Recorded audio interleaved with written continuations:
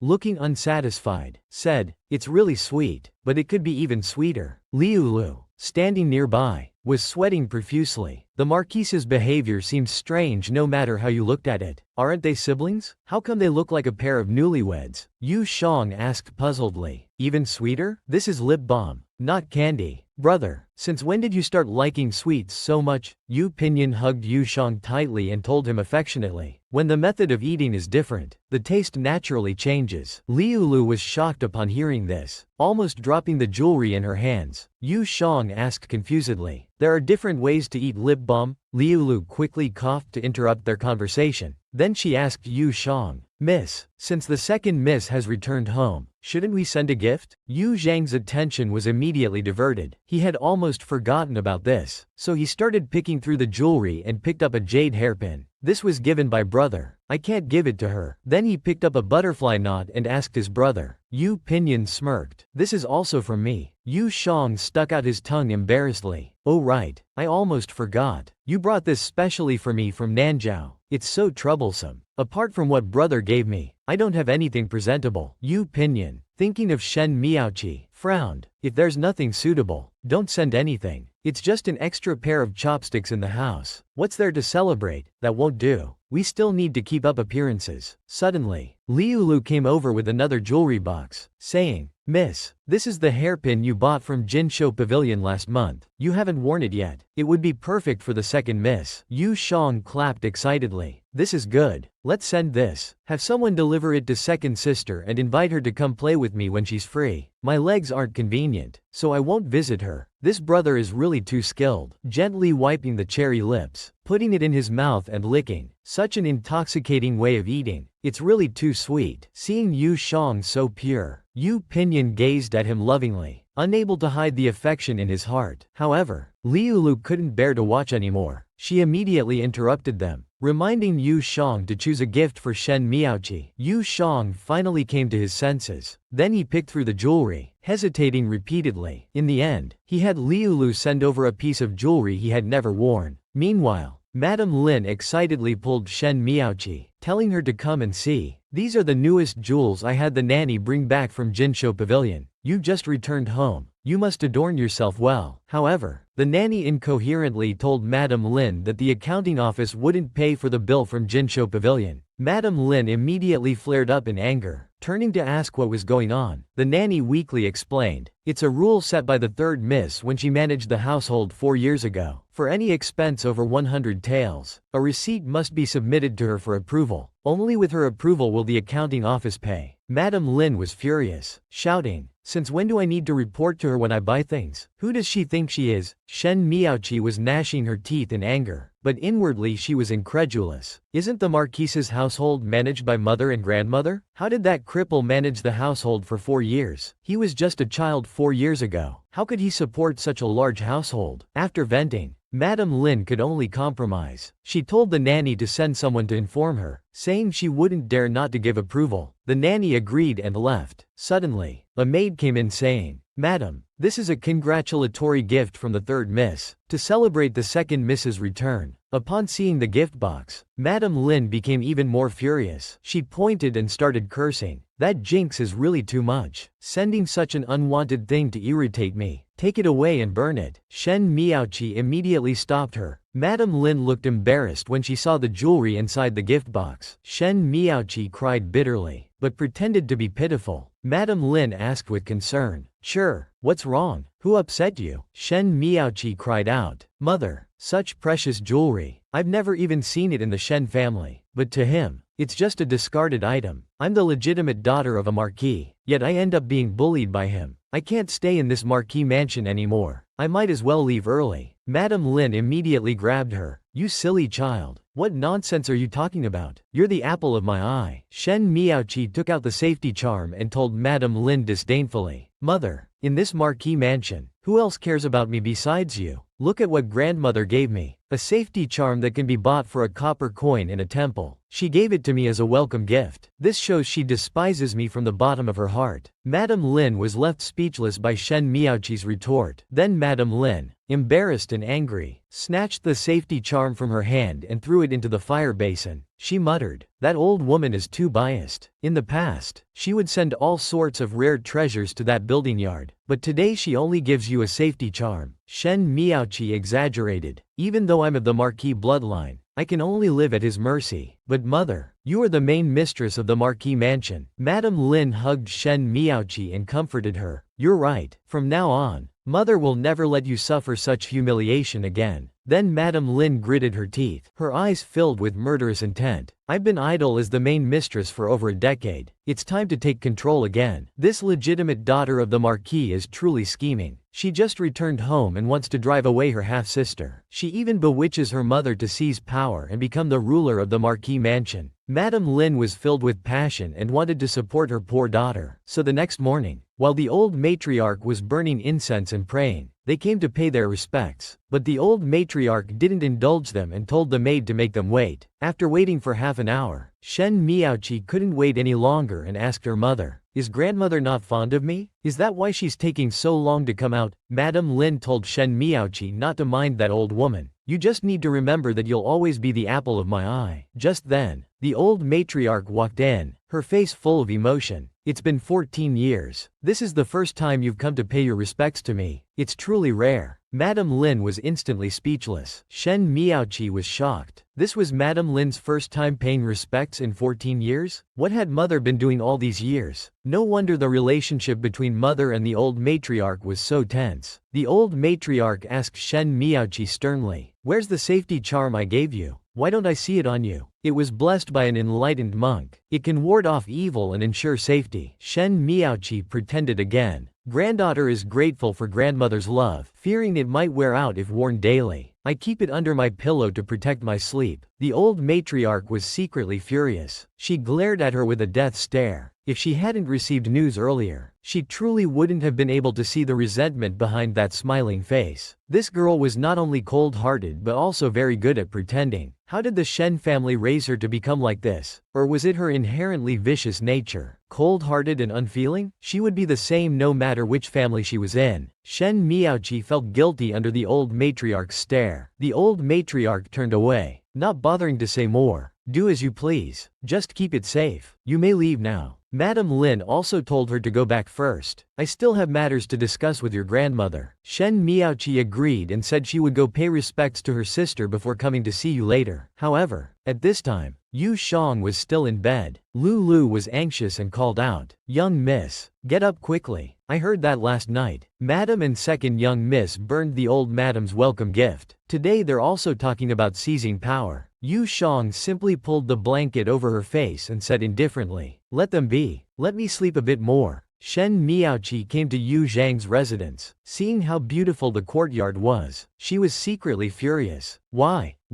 How could a lowborn like her live in such an exquisite, dreamy little courtyard? I'm the true daughter of the Marquis, yet I can only squeeze into one room with my mother. It's not fair. None of this is fair. All of this should have been mine. Lulu called out to stop her. "Young Miss Shen Miaoqi, the miss is sleeping right now. Please sit and wait for a moment. This servant will go wake her up." However, Shen Miaoqi didn't care at all. She pushed Lulu aside and barged in. Seeing Yu Zhang's exquisite boudoir made her extremely jealous. How infuriating. All of this should have been mine. All mine. Yu Zhang, with bleary eyes, asked uncertainly, "Is that sister who has come?" Shen Miaoqi forced a smile and questioned, "What time is it already? How come little sister hasn't gotten up yet? The sun is almost shining on your bottom." Yu Zhang got up, yawning and stretching, saying, I'm up. I'm getting up now." It didn't take long for Yu Zhang to get dressed. She sat at the dressing table and began to groom herself. Shen Miaoqi smelled the scent of her lipstick. The fragrance of jealousy was indeed strong. This perfume must be extraordinary. Otherwise it couldn't have nurtured such a delicate figure. If she hadn't gone astray back then, all of these things should have been hers. However, she never imagined that these were all made by Yu Zhang herself. After Yu Zhang finished grooming, she asked about the gift he had given to his sister. Did sister like it? Shen Miaoqi displayed a deadly smile, replying that she liked it very much and came today especially to thank her sister. Yu Zhang's lips curled slightly. It's good that sister likes it. There's no need for thanks between sisters. But the safety charm that the old ancestor gave to sister, why isn't sister wearing it? Shen Miaoqi looked embarrassed. She left it under her pillow when going out. After all, it's made of paper, fearing it would wear out if worn daily. In her heart, she thought, it's just a piece of paper. Is it worth it? This sword tomb and the old lady keep mentioning it again and again. Yu Zhang grabbed her hand and earnestly told her that the safety charm was obtained 4 years ago by the old ancestor from the Buddhist monk Ku Hai. It has been enshrined in the Zhengno temple all these years. It's something that many people couldn't get even if they tried. Sister should wear it daily. Shen Miaoqi's lips curled slightly, secretly delighted. So the old lady values me this much. She prepared this safety charm for me 4 years ago. After all, I am her real granddaughter. Given enough time, I will surely surpass this sword tomb in the old lady's eyes. Seeing Shen Miaoqi's expression, Yu Shang secretly revealed a murderous intent. Ordinary people would feel some regret for burning the safety charm after hearing this. But this second sister only cared about the old ancestor's attention. Indeed, as brother said, she's a person who remembers grudges but not kindness. Cold-hearted to the extreme. With such a nature, even if I don't want to fight her, I'm afraid I have no choice. The sister with disabled legs is envied by the fake sister. The fake sister even bewitched mother to take back control of Zhang Kui, and even made the old ancestor resent her. However, her nature of only remembering grudges and not kindness, being cold-hearted to the extreme, forced Yu Shang to confront her ahead of time. At this moment, Shen Miaoqi was completely unaware that her nature had been seen through clearly by Yu Shang. While she was still envying Yu Zhang's exquisite beauty, Yu Shang suddenly launched an attack. Sister, it's strange. We are twin sisters. How come we don't look alike at all? I'm so beautiful. But sister looks a bit plain.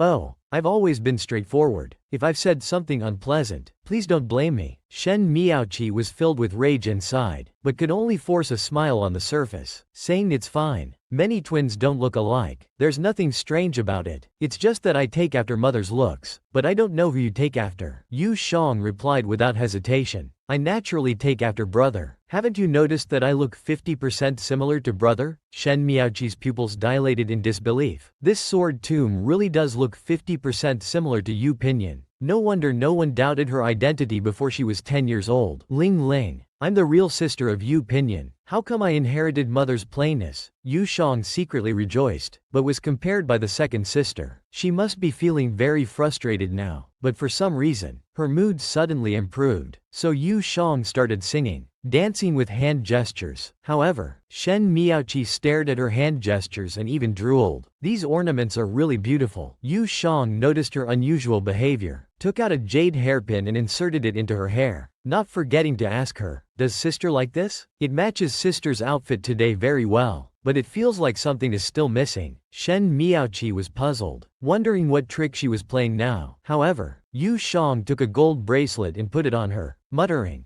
desire cannot overcome spirit. Sales, sales. It's still time to return flowers. Sister's wrist is so white and slender. It should be complemented by heavy gold. And this triple-scented satin from Hangzhou Tribute. Firm but not hard. Soft but not flimsy. Extremely elastic. It would be perfect for making a strapless floral dress, paired with a cicada-winged thin gauze overcoat. Hazy and ethereal, faintly visible. Does sister like it? Shen Miaoqi said she liked it without hesitation. Since sister likes them, I'll give all these things to you. But there's only one condition. Please stay away from brother. Brother is mine alone. I can't share him with you. Shen Miaoqi pushed Yu Shang away, filled with rage. In her heart, she thought, Yu Pinyin is the true master of the Marquis Manor. Only with his protection can I establish myself here. Why does this bastard forbid me from getting close to him? It's simply unreasonable. Then she forced a smile and refused. I'm afraid I can't agree to this. I'm the legitimate daughter of the Marquis Manor, and I haven't seen brother for 14 years. Why can you be close to brother? But I can't. Yu Shang agreed with her, but said, 14 years have passed. What's the point of meeting again? You might as well wait another 2 years. It's all the same. After all, you'll be of marriageable age by then. Since sister won't agree, then leave. It's time for my meal. Oh, don't forget to take off the jewelry. Shen Miaoqi was furious, took off the jewelry and slammed it on the table. As she turned to leave, she didn't forget to be polite. Since sister is going to have a meal, I'll come visit sister another time. Yu Zhang's lips curled slightly. Take your time. No need to see you off. Later, Lulu brought breakfast and asked the young miss, why did you have such a conflict with the second young miss? You're all family now. Yu Shang interrupted her directly. Whose family with him?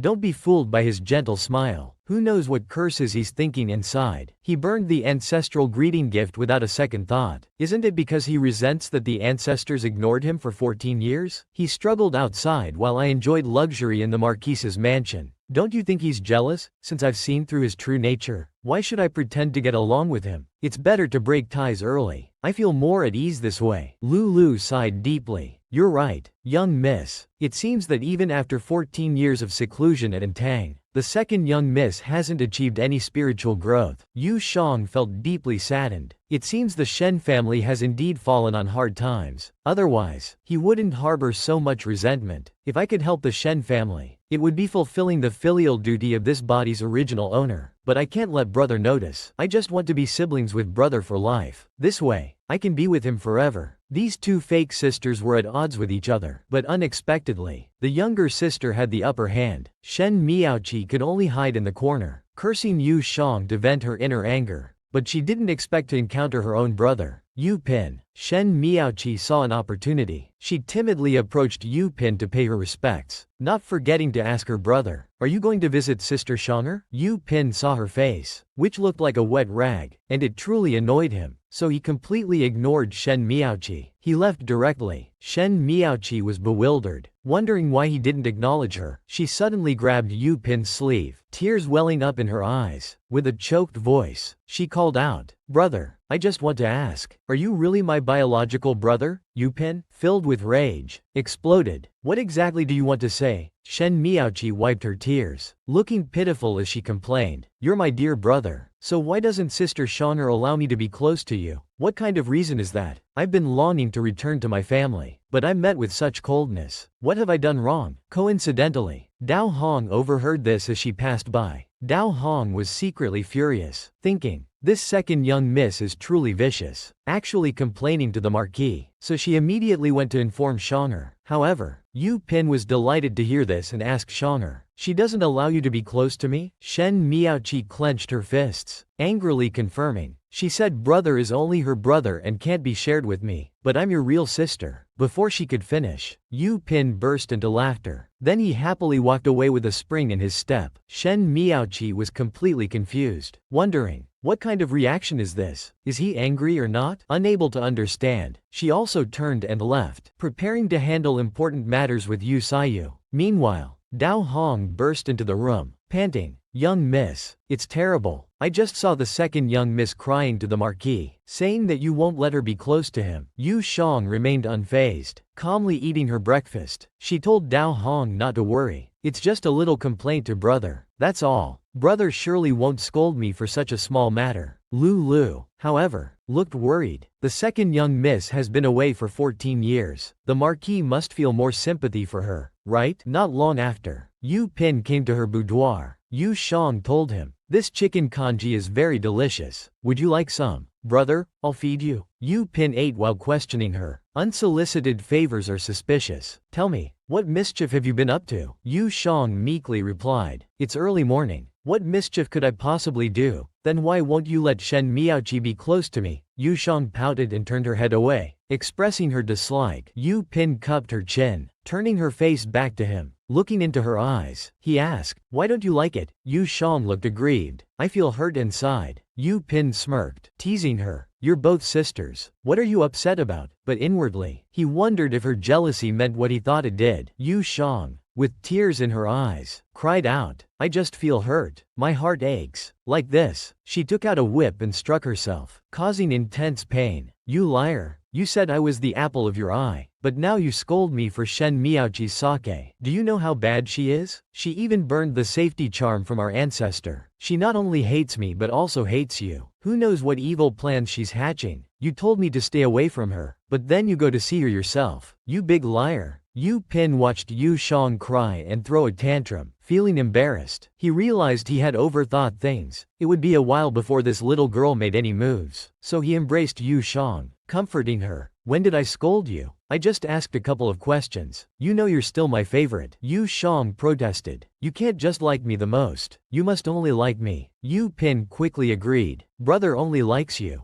Only you alone. Then if brother also had a long-lost brother, would you like him or me?" Yu Shang unhesitatingly expressed, "Naturally, I only like my brother. It's my brother who is with me day and night, who I depend on for survival, who is intimate with me. How could an outsider change that?" Yu Pinyin touched his nose and told her, "That's it. Although we share the same blood, Shen Miaoqi is just a stranger to me." "Silly girl. Why are you getting jealous over nothing?" Yu Shang pouted and said, "I just like sour things. It's none of your business." Suddenly, Dao Hong came in shouting, "Miss, Aunt Chu says she has urgent matters to report." Yu Shang looked puzzled. "Is there any news about the eldest miss again?" The old nanny stammered as she reported, "Just now, the second miss went to see the eldest miss." This old servant, Yu Pinyin asked fiercely, "If you have something to say, Just say it. The old nanny cried out in fear. I overheard the second miss encouraging the eldest miss to elope with that young Master Fang. Yu Shang was shocked. Actually planning to elope? This fake sister is really too wicked. She just returned to the Yu family and is already eager to eliminate and control the Marquise's mansion. She bewitched mother to take away Yu Zhang's rights and wanted to send Yu Shang to the countryside. She even went to Yu Pinyin to slander him. And now she's encouraging the eldest miss to elope with young Master Fang. However, she doesn't know that Yu Shang has already seen through everything. She even became a catalyst for Yu Shang and Yu Pinyin. But the unsuspecting Yu Saiyu still thought Shen Miaoqi was doing it for her own good. She actually climbed over the wall on a dark night. Although she was panting from exhaustion, she was excited. Once she crossed this wall, she would be the daughter-in-law of Yangzhou's wealthiest Fang family. Suddenly, Yu Shang called out to her, "Big sister," coming to the wall to watch the moon in the middle of the night. What a wonderful thing. Yu Saiyu was almost scared to death. She screamed. No, she couldn't believe how Yu Shang could appear here. But seeing Aunt Chu beside her, she understood. Standing on the wall, she trembled with anger. It's you again, you old hag, ruining my plans. Yu Shang warned her. Big sister, you'd better not move. It's dangerous on the wall. However, at the same time, Yu Saiyu fell from the wall. Yu Shang looked helpless. That fall must hurt. You carefully help her to the old ancestor. The old nanny agreed. Upon learning what happened, the old ancestor bombarded Yu Saiyu with anger. Well, your wings have grown strong. You even dare to elope. Is the Fang family so good that you're willing to sacrifice your reputation to marry into it? Yu Saiyu had tears in her eyes. But inside she thought, the Fang family is wealthy, and young Master Fang is handsome and promising. If I miss this chance with the Fang family, I might never find such a good opportunity again. So she kowtowed and begged. Whether the Fang family is good or not, granddaughter doesn't care. I'm just in love with young Master Fang. I begged the old ancestor to grant this wish. The old ancestor was furious and threw a teacup at Yu Saiyu. How did our Yu family produce such a shameless creature like you? However, Yu Saiyu cried bitterly, taking the hit from the teacup. Even with her head bleeding, she paid no attention and swore to beg the old ancestor to grant her wish. Granddaughter has no other wish. I beg the old ancestor to grant this. I'll remember your kindness for life. Suddenly, Yu Pinyin asked, are you sure you won't marry anyone but the Fang boy? Saiyu, I won't marry anyone but young Master Fang. Yu Pinyin's lips curled into a smirk. Since you insist so much, I'll agree on behalf of the old ancestor. You can go back now. I'll smooth things over with the old ancestor. Yu Saiyu was instantly filled with joy. Really? Saiyu thanks big brother. The old ancestor looked puzzled. Yu Pinyin warned Yu Saiyu, you don't need to thank me. Just don't regret it in the end. Afraid the old ancestor might change her mind, Yu Saiyu immediately jumped up and ran out, saying, I won't regret it. Saiyu will never regret it. The old ancestor inquired, what's the meaning of this? Although the Fang family is about to fall, they haven't fallen yet. Letting the eldest girl marry into their family now. Isn't this inviting the emperor's suspicion? Yu Pinyin replied with a mischievous smile. The Fang family has already fallen. Fang's father committed suicide in the Dali Sea prison yesterday. Fang Jichen's newly acquired title was also taken away to atone for their crimes. Moreover, since big sister insists so much, why not fulfill her wish? Yu Shang burst out laughing. Brother, how can you be so cunning? You know Yu Saiyu's heart is not with Fang Jichen, but with the Fang family. Yet you deceive her like this. The old ancestor felt relieved. We should have scared her like this earlier. To shatter her dream of becoming a phoenix by marrying up. Doesn't she know what Pinyin does? How could the emperor possibly allow the Marquise's mansion to take advantage of the situation? Yu Pinyin agreed. Grandson thought the same. Let's first crush her inappropriate thoughts. Then, when the time comes, the old ancestor can choose a suitable match for her. It's getting late. Grandson won't disturb the old ancestor's rest. Yu Shang waved goodbye to the old ancestor. She said good night. Suddenly, the old ancestor called Yu Pinyin back. Take this scroll with you. Yu Pinyin looked helpless. Old ancestor, I've told you about this before. There's no need to worry about it. But the old ancestor insisted. How can we not worry? You're already 19 this year. If we don't start arranging now, it'll be too late. Yu Pinyin was filled with regret.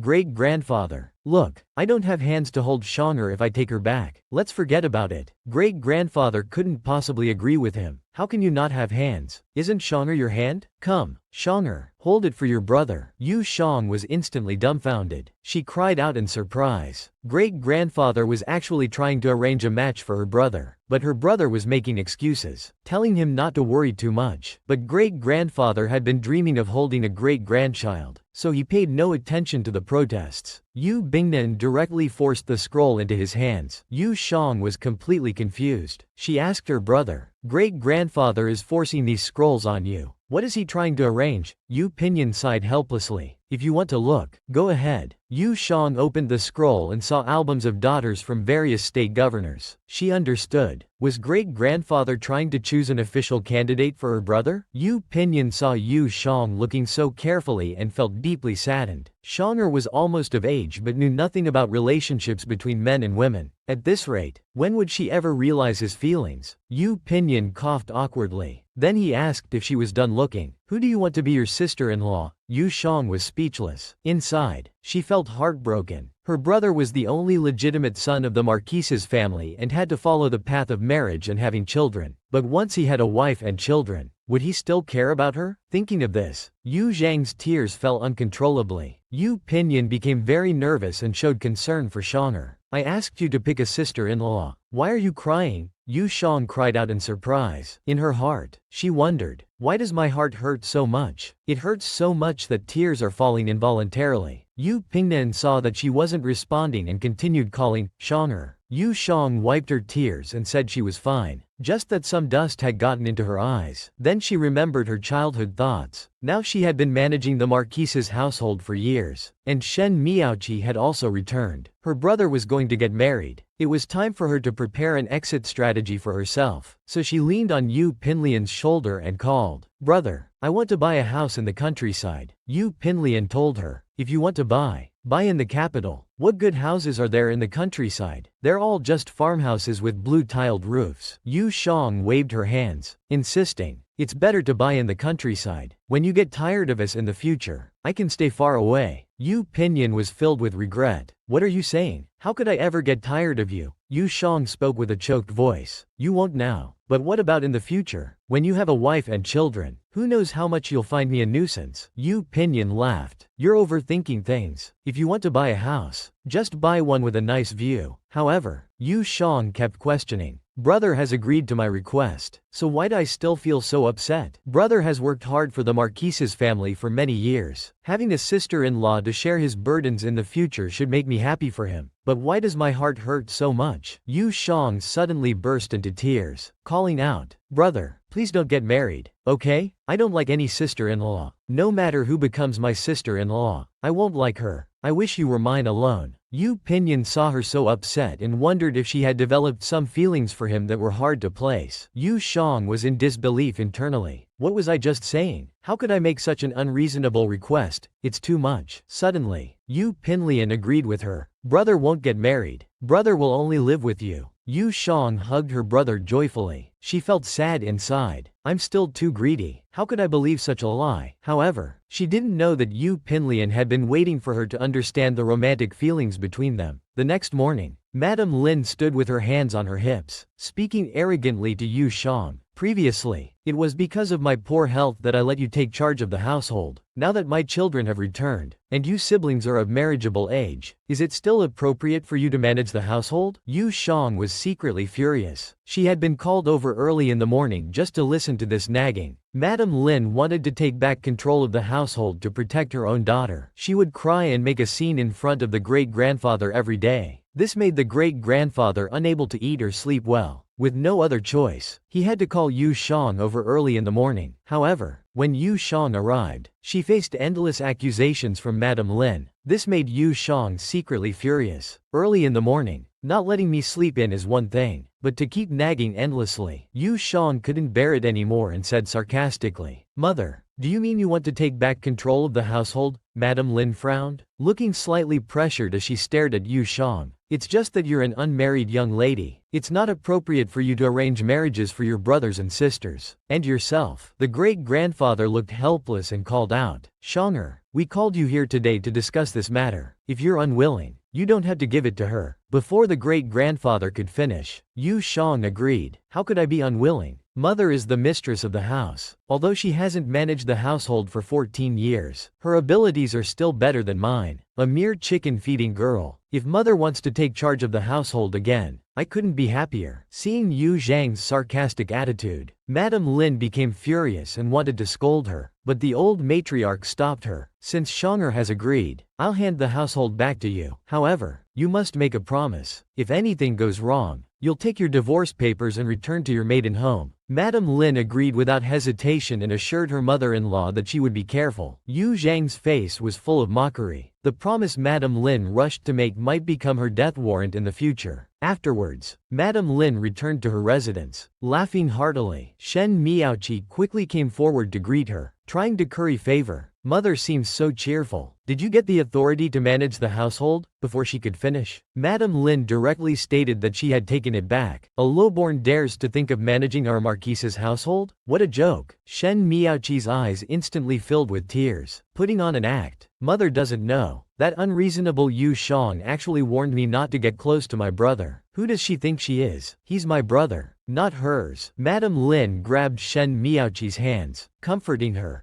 Don't worry, now that I'm in charge, your brother is still the legitimate son. With your status and beauty, you could even marry a prince as the principal wife. Why bother with that cripple? Shen Miaoqi buried her face in Madame Lin's embrace, seemingly moved. Mother always treats me the best. But in her heart, she thought, so Yu Pinyuan's position is so high. No wonder that low-born girl clings to him desperately. Isn't she afraid I'll snatch Yu Pinyuan away? Well, I'll do just that to spite her. Suddenly, a maid came in to report. Madam, the third miss has sent someone to deliver the account books, seals, keys, and other items. The two began to examine the account books. Shen Miaoqi exclaimed in surprise. Mother, did you entrust her to manage your dowry as well? Inwardly, she was incredulous. Wasn't Yu Shang exposed as a fake daughter 4 years ago? How could they still trust her so much? Madame Lin was a bit confused by the question but still explained. Before we found you, I was overwhelmed with grief for your late father. I handed over my dowry and the entire household to the old matriarch to manage. I suppose she later passed it on to that lowborn. I was completely unaware of it. My daughter, quickly help me check. If that lowborn dared to mishandle my dowry, we'll have a reason to go to the old matriarch. Shen Miaoqi agreed with delight. The two quickly started calculating. Soon, Shen Miaoqi cried out, something's wrong. Mother, the accounts here show a deficit of nearly 60.000 taels. Madame Lin added, not just that, the deficit on my side adds up to over 40.000 taels. Madame Lin instantly flew into a rage, exploding with anger. That wild girl, how dare she secretly steal from my dowry? No wonder she lives so luxuriously. It turns out she's been feeding off my flesh and blood. She shouted furiously. Jin Mama, take these account books to the old matriarch immediately. Also, call the marquis there. I want to make that little bastard spit out everything she's stolen in front of them. Jin Mama left at once. Madame Lin wailed and raged. She had finally regained control of the household, but never expected her dowry to be in deficit. This enraged her. You wild girl, how dare you secretly steal my dowry? Today, I'll make you spit out everything you've stolen in front of the old matriarch and the marquis. I'll make everyone see clearly that that wild girl is nothing but an ungrateful wretch. However, at this moment, Yu Shang was resting and conserving her energy. Liulu saw Yu Shang sleeping with her hairpins and asked with concern, young miss, isn't it uncomfortable to sleep like that? She stepped forward to remove the accessories, but Yu Shang stopped her. Liulu exclaimed, young miss, I thought you were sound asleep. Wouldn't it be more comfortable to take them off? But Yu Shang refused her good intentions. Just leave them on. Someone will come to make trouble soon. If I'm groggy from sleep, how can I deal with them? Better to rest a bit. Liulu instantly became angry, shouting, who's so bold to dare make trouble for you in this marquise's mansion? Do they have a death wish? Yu Shang smiled, pointing her thumb towards Madame Lin's quarters. Who else could it be? Just over there. Liulu was puzzled. But why? Haven't we already handed over the household management? We haven't kept anything here. Why won't they leave us alone? Yu Jang explained fearlessly. It's because there are problems with her dowry accounts. The deficit is quite large, and she hates me to the bone. Without even finishing checking all the accounts, she's rushing to come and accuse me. Yu Jang then called out, Juju, come here. Liulu was shocked and anxious. A deficit? Young miss, did you misuse her dowry? How can you still be in the mood to play with Juju? Why would you use her dowry? If this blows up, you'll lose face completely. But Yu Jang was unconcerned. While playing with Juju, she replied to Liulu, you're really like a eunuch mourning the emperor's death. Look how calm I am. The good things brother gives me are worth much more than her dowry. In your eyes, am I really that greedy? Lulu was furious. That's because Dao Hong was stupid. She didn't understand the severity of the situation. Dao Hong instantly fired back angrily. You're the stupid one. Can't you see the young lady is fine? This definitely isn't the young lady's fault. Li Shang was so amused by their angry reactions that she started laughing with tears in her eyes. She said, oh my little Dao Hong is finally being smart for once. Of course I'm not afraid of him making a scene. On the contrary, I'm afraid he won't make a big enough scene. In the end, I won't be the one losing face. Dao Hong was thinking only of Juju, while Lulu lamented inwardly. What a tragedy. They're actually mother and daughter, yet they act like mortal enemies from past lives. Meanwhile, Madame Lin brought Shen Miaoqi to the old matriarch's residence. Madame Lin, in a state of distress, started acting pitiful. Mother, you must help me. As she was about to say more, Shen Miaoqi pulled her back. She shook her head, signaling Madame Lin to wait before speaking further. The old matriarch, unable to bear it anymore, said, all right, just tell me what's going on. Madame Lin coughed awkwardly and called out, Mother, let's wait until Yanner and Yu Shan arrive. It's a serious matter, and I don't want anyone to accuse me of slandering them behind their backs. The old matriarch replied sarcastically, oh, so it's a serious matter? Should we call CU as well? Why not gather the whole family to listen? Madame Lin agreed. That would be good. The old matriarch noticed the pouch hanging from Shen Miaoqi's waist. With an expressionless face, she questioned, so you finally brought out that safety charm? Shen Miaoqi, full of joy, pretended, of course I should carry it with me. I was careless before. I was somewhat reluctant to part with Yenji's magic lock. How could mother not ask for a new one for me? The old matriarch was instantly filled with rage, her eyes murderous. Inwardly, she thought, this child is two-faced and hypocritical. When we first brought her back, I thought she could persuade Madame Lin to calm down. Now it seems she's even more troublesome.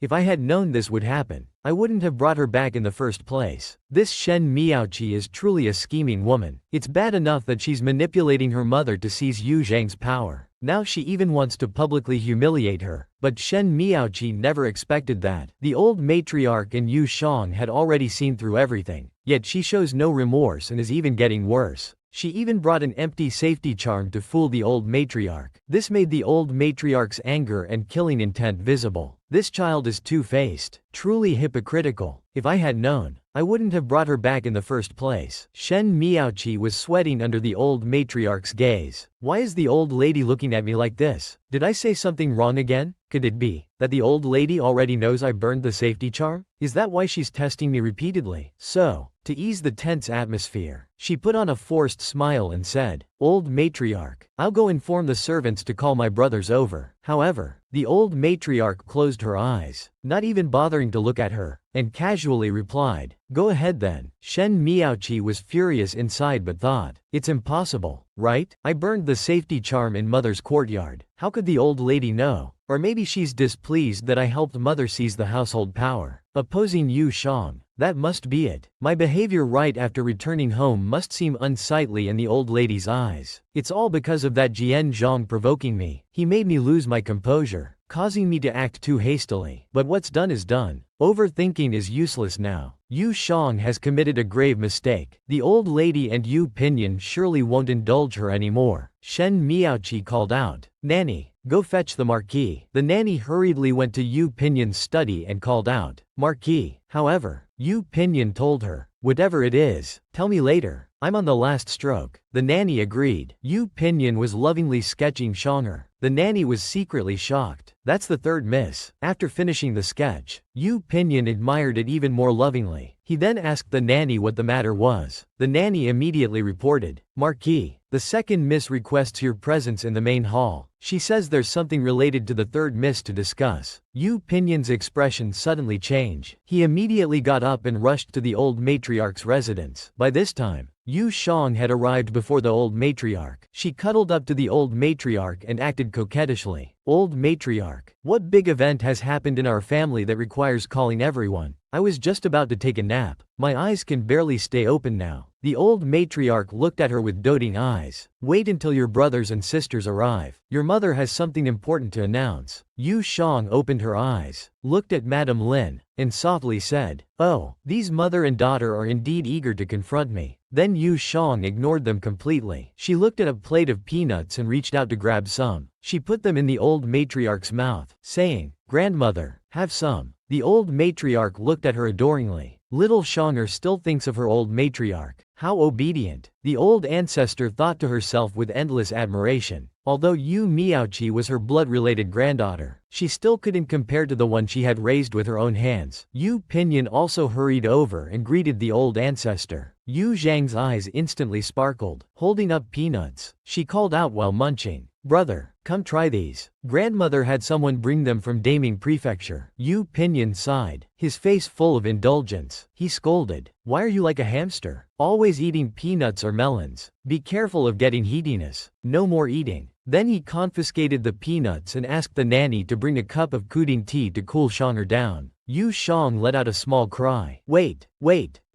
kuding tea is too bitter. Can we add 2 spoons of white sugar? Yu Pinyin glared at her, indicating no. He thought to himself that if he didn't act stern, he would spoil her. Yu Shang started to whine. Just 1 spoon. 1 spoon is enough. Yu Pinyin refused without hesitation. Shen Miaoqi watched this scene with intense jealousy. However, Yu Shang pulled the old ancestor and started complaining. Old ancestor, brother is too mean. He won't even let me add half a spoon of sugar. The old ancestor comforted her with an indulgent face. Your brother is just looking out for you. Yu Shang protested. Old ancestor, why are you siding with brother too? Yu Pinyin instantly felt helpless. This little Shanger was directly tattling now. He really couldn't do anything about her. So, he called out to the nanny, add half a spoon of sugar for the young miss. The nanny agreed. Yu Shang looked surprised. Yu Pinyin walked over and patted her head. Control yourself. If you eat anymore, you'll really turn into a hamster. Yu Shang happily said, brother is lying again, but I know. Brother is the best. At this moment, Yu Sayu finally arrived and greeted the old ancestor. Then she picked up a watermelon, sat to the side, and watched the show. She thought to herself, looks like I'm the last to arrive again. Seeing that everyone had arrived, she eagerly walked to the center of the living room. She took out the account books and arrogantly started to accuse. This Madame Lin was really too arrogant. Believing she had evidence of Yu Zhang's embezzlement, she eagerly gathered all the Yu family members to confront and expose everything openly. She even prepared to humiliate and shame Yu Shang. However, Yu Shang seemed unconcerned, continuing to care for and protect the old ancestor as usual. She even displayed affection with Yu Pinyin, making Shen Miaoqi extremely jealous. Madame Lin ignored all this and directly took out the account books to question the old ancestor. Mother, please take a good look at these account books. My dowry has been embezzled of over 100,000 taels of silver. Even the Wu family's prosperous shops were sold off. If I hadn't taken them back in time, I'm afraid only an empty shell would be left in a few years. I just want to ask, who was managing the household to commit such despicable acts? However, Yu Shang was concentrating on drinking her kuding tea, even sticking out her tongue, as if this had nothing to do with her. The old ancestor retorted, look carefully. All the problematic account books are from before the 21st year of Chengkong. At that time, I was still managing things. Madame Lin stared at Yu Shang, finding it hard to believe. Is this admitting to embezzling the dowry? And it's the old madam herself admitting it? That's impossible. The old madam has always been proper. How could a woman do such a shameful thing? It must be that bastard Yu Shang who made false accounts, and the old madam is covering for her. However, Yu Shang continued drinking her kuding tea, not forgetting to complain. I don't want to drink this anymore. It's really too bitter. The nanny awkwardly comforted her. Young miss, I'll secretly add more sugar next time. Madame Lin, thinking she had figured it out, continued to argue. Mother, Spoiling a child is one thing, but you can't spoil her like this. How can you cover up such a big matter for her? The old ancestor, full of anger, slammed the table. Shut your mouth. Do you know why I had to use your dowry? In the 10th year of Chenkong, Yandere entered the palace to compete for the position of crown prince's companion,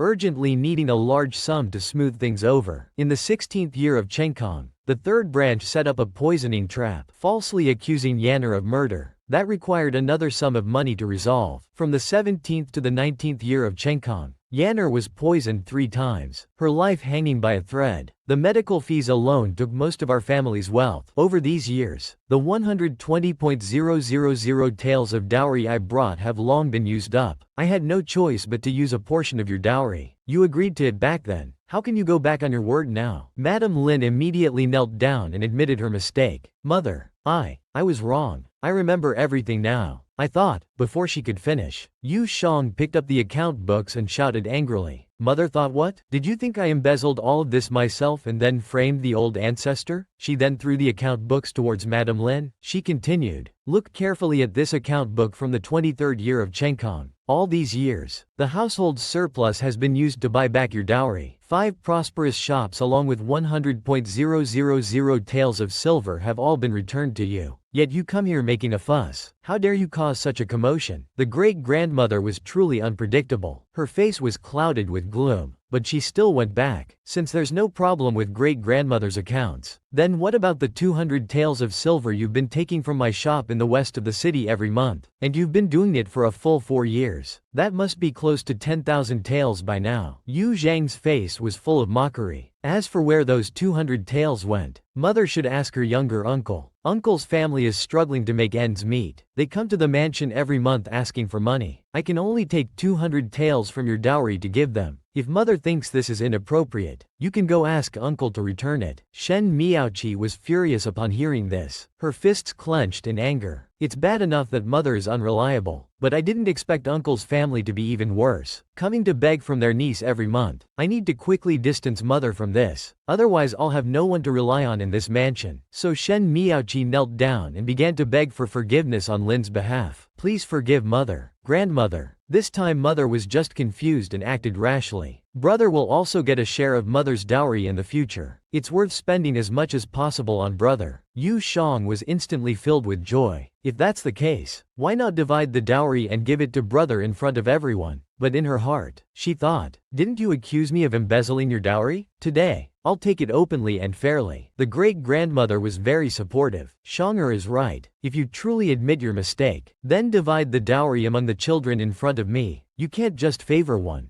Lin was instantly rendered speechless. The sister with the disabled legs was truly too clever and capable. Faced with Lin's accusations, she wasn't nervous at all and continued to act as usual. She even scolded Lin, and made Lin divide the dowry among her brothers in front of everyone. The great-grandmother strongly agreed with Yu Zhang's suggestion and unhesitatingly told her to hand over the dowry. However, Lin began to hesitate. Yu Pinyin secretly mocked. This mother indeed hasn't disappointed me. She's still the same as always. Lin covered her mouth for a long time, unable to say a word. Shen Miaoqi was speechless. What was mother hesitating about? It's just a bit of dowry. How could it be more important than Yu Pinyin's heart? As long as she gained Yu Pinyin's protection, wouldn't she be able to have anything she wanted in the future? Seeing Lin's behavior, Yu Pinyin gave up hope once again. He called out to the great-grandmother, I don't dare to take her things. Yu Jang was unwilling. How can that be? This originally belongs to brother. How can we let Shen Miaoqi benefit from it? I just don't understand. They're both her biological children. Why treat them so differently? If it weren't for brother, the Marquise's mansion would have fallen long ago. Your dowry would have been plundered, and you wouldn't have the leisure to stand here and make a fuss. Lin was rendered speechless by the rebuke, her whole body trembling. Yu Pinyin affectionately called out, Good Shang, I know you care for your brother, but I'm a grown man. How could I covet those few things? It's better not to take them and avoid future entanglements. Yu Shang was filled with joy. Alright then, I wasn't planning to take it anyway. So, Yu Shang clung to Yu Pinyin and coquettishly called out, Brother, let's go out. It's so boring here. Yu Pinyin lovingly agreed. He unhesitatingly picked up Yu Shang and left. The great-grandmother couldn't bear to watch anymore. Since Yandere and Shonger both refused to take your things, you should give some to Sayu.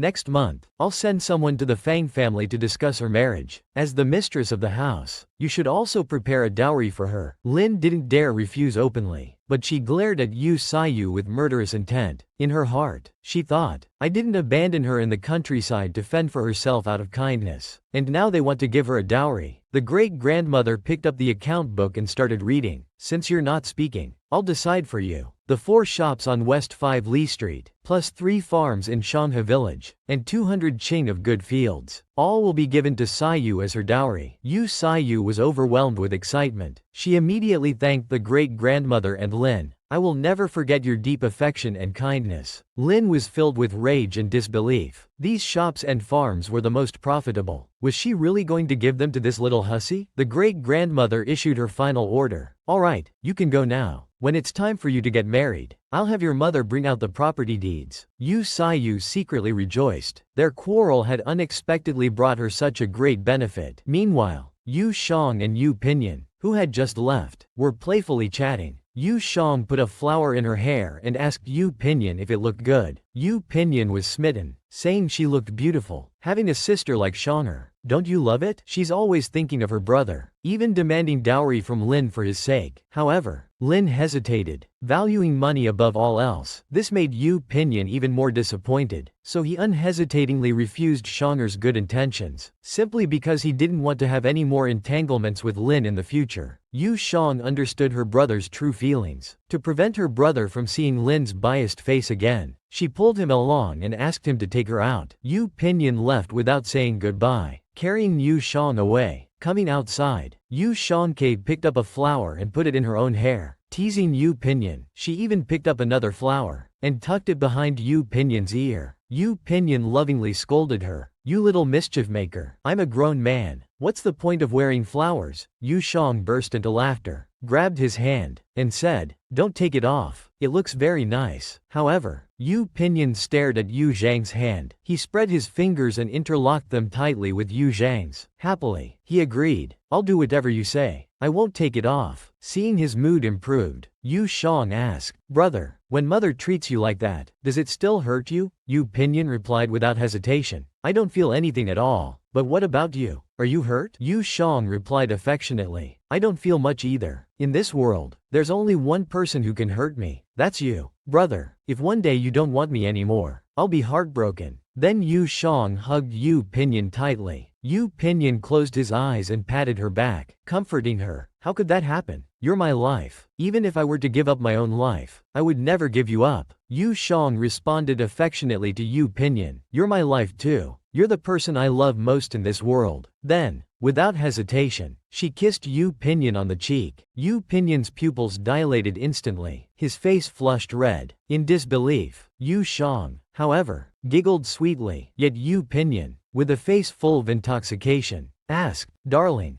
give me another kiss. Yu Shang kissed him again without hesitation. Yu Pinyin turned his head. The two kissed each other. They instantly fell into sweetness. When Yu Shang came to her senses, her face was flushed, and her heart suddenly raced. So to ease the awkwardness, she randomly pointed at a tree and said, this tree looks really beautiful, doesn't it? Yu Pinyin agreed wholeheartedly. Indeed, it's quite lush. Yu Zhang's heart felt like autumn wind sweeping away fallen leaves. The awkwardness was so intense she wished she could die on the spot. The topic change was too abrupt. It's really embarrassing. And that sweet kiss just now, it was really embarrassing. It must have been an accidental touch by brother, right? Then Yu Shang buried herself deeply in Yu Pinyin's embrace. Yu Pinyin hugged her back. Yu Shang quickly lay down on the bed. She pretended to sleep, but in her heart, she was thinking, why hasn't brother left yet? Yu Pinyin's heart was full of emotion. Shang'er, how can I express my feelings to you? Then he reached out and stroked Yu Zhang's lips. Yu Zhang's whole body trembled. Yu Pinyin smiled mischievously. So you're pretending to sleep? Then Yu Pinyin told her to sleep well, saying he would leave now. Yu Shang cried tears of joy internally. Thank heavens, he's finally leaving. However, Yu Pinyin leaned over Yu Zhang's forehead and kissed her without hesitation. Yu Shang instantly opened her eyes. Her face flushed red. Feeling extremely shy, she gazed affectionately at Yu Pinyin's retreating figure. Meanwhile, In Lin's courtyard, Lin was trembling all over, terrified, burning incense and praying to Buddha, apologizing to her late husband. Shen Miaoqi, hands on her hips, questioned her mother. Are you trying to avoid it again? Don't you want to raise the price? Lin replied shakily, Kier, I can't do it. Your grandmother made me swear an oath. If anything goes wrong, she'll divorce me. I'm really scared. Shen Miaoqi sighed, feeling a headache. Mother's cowardly nature was sometimes detestable. No wonder it caused discord between mother-in-law and daughter-in-law, and estrangement between mother and son. To survive better in the Marquise's mansion, she comforted Lin. Don't be afraid, mother. I've been to the Shen family and also to the Li family. I'll help you. This Shen Miaoqi is really bad. She bewitched Lin, took away Yu Jang's household authority, and even questioned Yu Shang and Xing Shi together with Lin. But unexpectedly, Lin was scared out of her wits after this incident. Seeing the opportunity, she immediately comforted Lin, telling her not to be afraid. I've been to the Shen family and also to the Li family. I'll help you. Lin instantly felt relieved. That's good. That's good. I'll leave the household responsibilities to you then. It's getting late. You should go rest now. I need to have a few more words with your father. Shen Miaoqi obediently left, but in her heart, she was calculating again. The old lady and Yu Pinyin both dislike me, and mother is unreliable. It seems I can only use the household authority in my hands to plan well for my own future. So he went to the tent and started reading the family rules. The nanny was still beside him, explaining things. These 108 family rules were all personally listed by the third young miss. Every once in a while, servants would be randomly tested on reciting them. Those who couldn't recite would have their monthly wages deducted. Look, she even divided everyone into small groups and selected group leaders to supervise the members. If someone made more than 3 mistakes, they would have money deducted. The third young miss isn't managing a household. She's clearly managing a military camp. It's causing widespread resentment in the mansion. Second young miss, you mustn't follow her old ways. Otherwise, you'll surely be cursed to death. Shen Miaoqi was secretly shocked. This Jianzhang's methods are, the old monk emphasizes fairness and justice in everything. She's indeed a person who focuses on rules. Having rules for servants is a good thing, but this way, I won't be able to support some trusted people. Then she had a flash of inspiration, and the corners of her mouth slightly curved up. She gave the silica gel to the nanny and replied that it was indeed a bit strict. From now on, there's no need to randomly test the family rules. Everyone should know the situation in their hearts. The small groups also have some honor. In the future, all matters will still be managed by you nannies in charge. The nanny was overjoyed after hearing this. She immediately bowed her head and expressed her loyalty. Thank you, second young miss, for entrusting me with this important task. This old servant will spare no effort. The next morning, Dao Hong was helping Yu Shang dress, and didn't forget to mock Shen Miaoqi in front of her. I thought the second young miss would be so capable in managing the household. I didn't expect her to just abolish 2 minor rules. Yu Zhang's mouth curved slightly as she replied, Dao Hong, are they really minor? I saw that by abolishing these 2 rules, she not only showed the new mistress's kindness and leniency but also won over the managing nannies and saved on the small group leader allowances. This calculation of killing 3 birds with 1 stone is quite impressive. Dao Hong was completely confused. How can there be so many twists and turns? Isn't it enough for the nanny to do her job well? Why do we need to win them over? Yu Shang burst into laughter and pointed at Dao Hong's forehead, saying, You silly girl. She continued to explain to her. Ju also joined in mocking her, calling her, silly girl, silly girl. Yu Shang continued explaining, Shen Miaoqi is new here. If she doesn't win over the nannies and keep some trusted people, how can she establish herself? But by feeding her own trusted people, others will naturally go hungry. When others are hungry, they'll become envious. When they're envious, they'll become jealous. When they're jealous, they'll cause trouble. This marquee mansion will soon be in chaos. Dao Hong listened with a worried expression and exclaimed, But young miss, you should quickly go tell the old madam. Let the old madam take back the household management rights. If the mansion falls into chaos, no one will benefit. However, Yu Shang remained unfazed. She calmly poked Ju with her finger, saying, What I can think of, how could the old ancestor not see clearly? The old ancestor is just waiting for the mansion to fall into chaos, so she can catch mother's weakness and then drive them out of the family. This half-sister is really good at pretending. She gained advantages from the old ancestor, and then ran to Shen Miaoqi to act strangely. My dear sister, It's not that your elder sister covets mother's dowry, it's just that when an elder gives something, one dares not refuse. In that situation, I had no way to recommend mother. You won't blame me, will you? However, Shen Miaoqi pretended to be magnanimous. How could mother blame elder sister? Over the years, mother has neglected elder sister a lot. This time,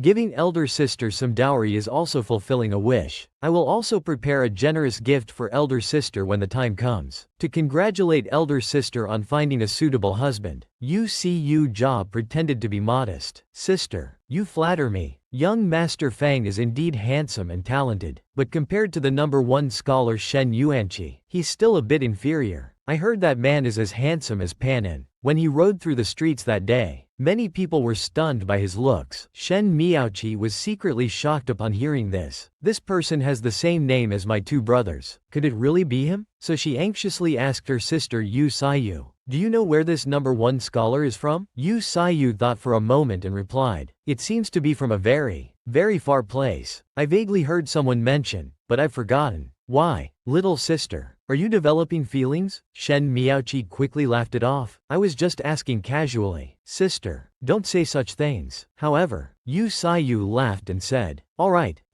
I won't say anything. It's getting late. I won't disturb you anymore." Little sister saw Shen Miaoqi personally escort her out, but seeing Yu Sayu's departing figure, she thought of Shen Yuanqi's matter, which made her face full of worry. So she immediately arranged for the nanny, "Send someone to investigate the #1 scholar Shen Yuanqi. Also, bring me a portrait of him." The nanny agreed. Suddenly, a maid called out, "Second young miss, Chun Mei and Dong Shui request to see you." Shen Miaoqi ignored it and directly stated that she wouldn't see them. Inwardly, she was very angry. Now every cat and dog wants to see me every day. It's really annoying. However, the nanny suggested to her, "Second young miss, this old servant thinks these two could be useful." Shen Miaoqi looked puzzled and said, "Well, tell me about it." The nanny replied, "These two were originally chambermaids given to the marquis by the old madam, but they were inexplicably sent to the sewing room by the third young miss. For 4 years, they haven't seen the marquis once. Now that there's a new mistress in the mansion, they've come to seek your help." Shen Miaoqi was secretly delighted. "So they're my elder brother's chambermaids? This is a good opportunity." So she immediately arranged for the nanny, "Send these two back to my elder brother's courtyard, one to serve tea and water, one to serve ink and brush. My elder brother is about to perform the capping ceremony. It would be laughable if he didn't even have someone to warm his bed."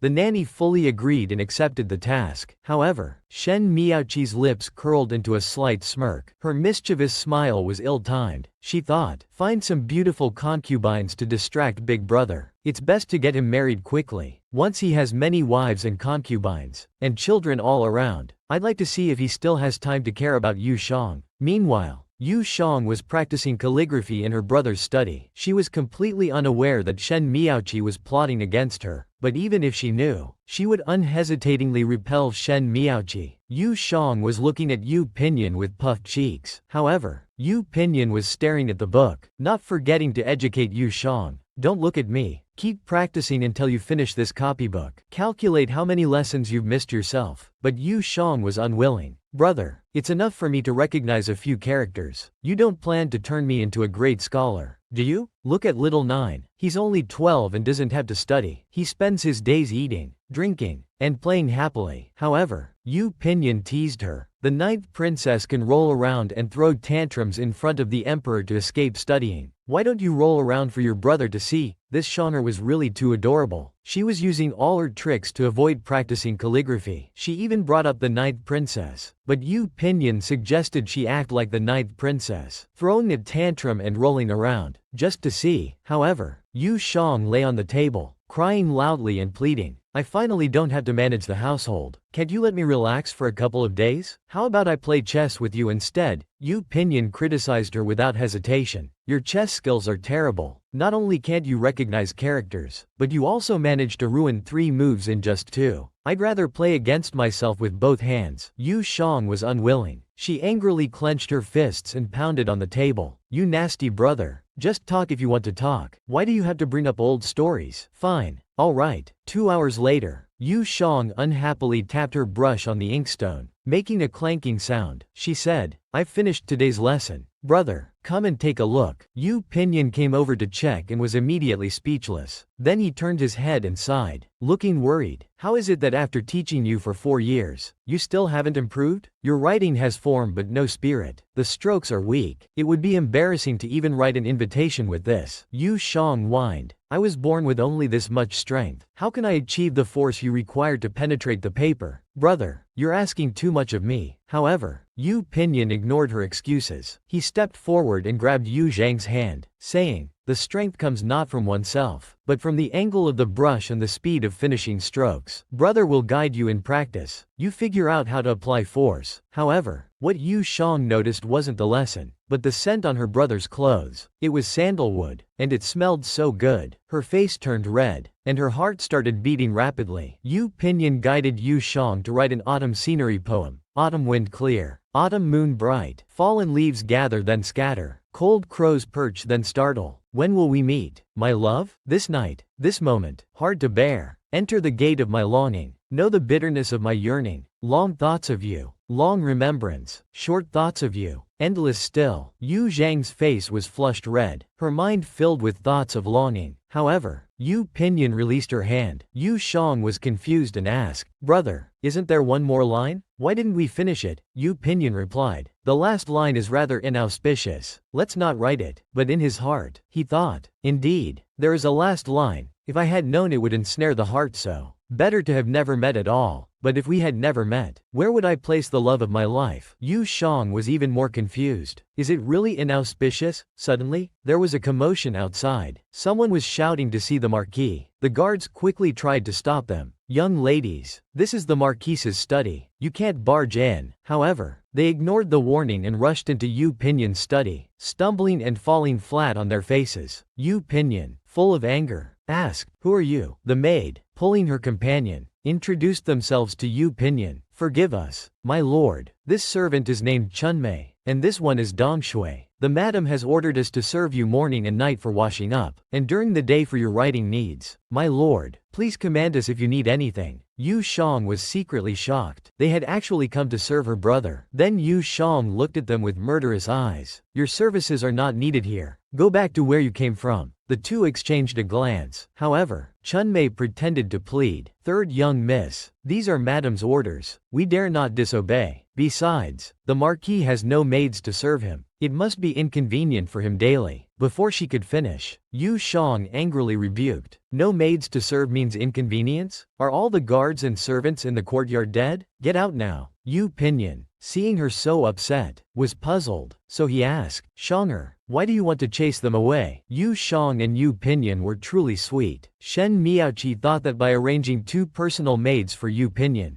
she could disrupt the relationship between Yu Shang and Pinyin. She didn't expect that it would make their relationship even more stable, more secure, and more intimate. Just now, the maids Shang Yu and Pinyan came to explain to Yu Shang. However, they were strongly resisted by Yu Shang. He even angrily rebuked them, unhesitatingly telling them to get lost. Unexpectedly, this was questioned by Yu Pinmin. This made the maids secretly delighted, thinking their chance had come. But Yu Shang misunderstood. Was brother trying to keep these 2 maids? So he gritted his teeth in anger, his face full of grievance. He angrily slammed the table and shouted, keep them if you want. I'm leaving. I'll crawl back by myself if I have to. Yu Pinyan quickly hugged him, calling out, Shanger. He immediately turned to arrange for guards to take the 2 maids out. Meanwhile, Yu Shang tried to break free from his embrace, saying, let me go. I want to go back. The guards obeyed the order and forcibly dragged the 2 maids out. The maids cried out, Marquis, begging for mercy, but Yu Pinyan paid no attention to them. At this moment, he held Yu Shang tightly in his arms, reproaching, you silly girl, why are you throwing a tantrum? Even if you want to drive them away, at least give your brother reason. Then he looked at Yu Shang with deep affection, thinking to himself, quickly tell me that your feelings for me are not just childish possessiveness, but clear male-female emotions. Yu Shang was in tears, thinking, what reason can I give? Should I say I'm afraid you'll forget about me if you have someone else? Or that I don't want to see anyone else by your side? So he wiped away his tears and said firmly, I have no reason. I'm just being unreasonable. Let me go. I don't want to see you. You always lie to me. Yu Pinyan noticed the ink on his face and burst out laughing.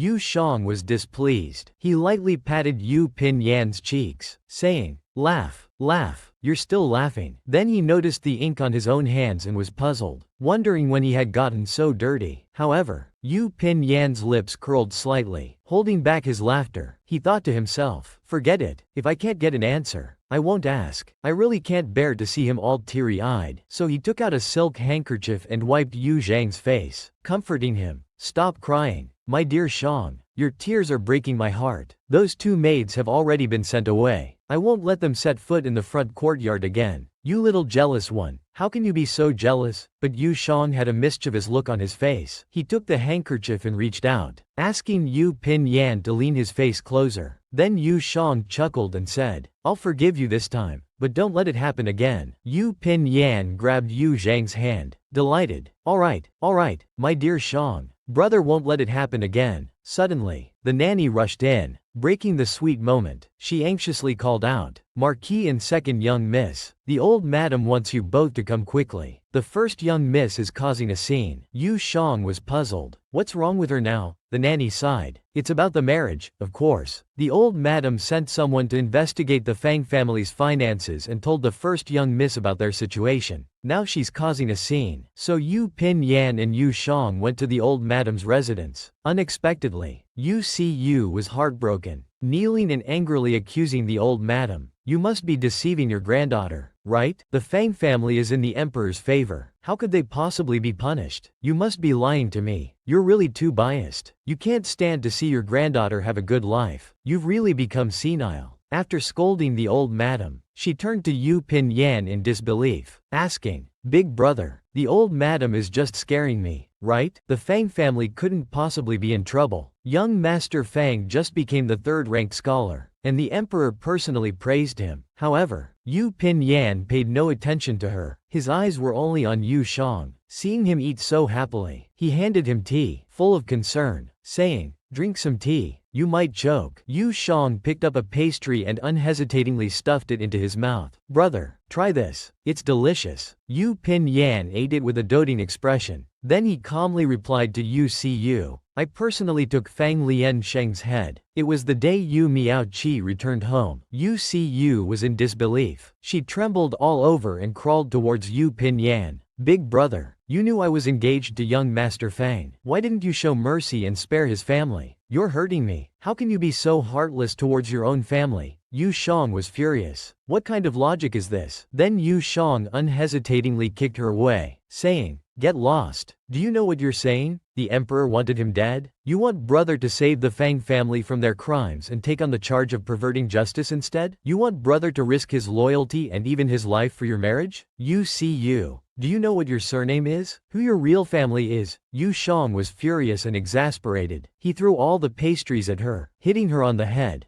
After throwing them, Yu Shang put his hands on his hips, his face puffed up with anger, and let out a snort. However, Yu Pinyan was completely captivated. Even when Shang'er was angry, she looked so adorable. "I like her so much. This Shang'er really loves Yu Pinyan." Facing Shu Jia's mindless accusations, he instantly became furious, cursing and scolding. Yu Cu didn't hesitate to pick up a pastry and throw it at him to vent her anger for Yu Pinyan. However, in Yu Pinyan's eyes, the angry Shang'er was really too cute, so he comforted her with a happy face. "Why are you getting angry with him? Be careful not to upset yourself. Here, drink some water to cool down." Yu Shang pouted and acted coquettishly. "How can I not be upset when he treats you like that?" The old ancestor was so pleased to see Yu Shang like this. His heart was overjoyed, but thinking of his 2 biological granddaughters, he couldn't help but sigh deeply. One was honey-mouthed but evil-hearted, the other was foolish and selfish. Instead, it was Shang'er, not his own blood, who was more like family. So he waved his hand helplessly, interrupting their commotion. He expressed that it said girls grow up and leave, and if they keep coming and going, it might turn into resentment. "Since you're determined to marry him, I'll send someone to propose to the Fang family now." When Yu Cu heard the old ancestor's arrangement, her heart burned with anxiety and she shouted, "No, old ancestor, your granddaughter knows her mistake. Please forgive me this time. The Fang family is already ruined. You can't marry me off to them." However, the old ancestor mocked relentlessly. Isn't this what you asked for? You swore that you admired young Master Fang's character, not his family background. Are you going back on your word now? Yu Sayu cried bitterly, crawling towards the old ancestor and grabbing his pants, begging, "Old ancestor, your granddaughter was wrong. Your granddaughter. I was just after his vast fortune back then. Now I understand that wealth is like passing clouds. You absolutely can't marry me off to him." However, this was exactly what the old ancestor was waiting for her to say. If that's the case, take a good look at this booklet. Choose a suitable, talented young man within 2 hours. I'll help you propose. If you keep making excuses, you might as well not get married.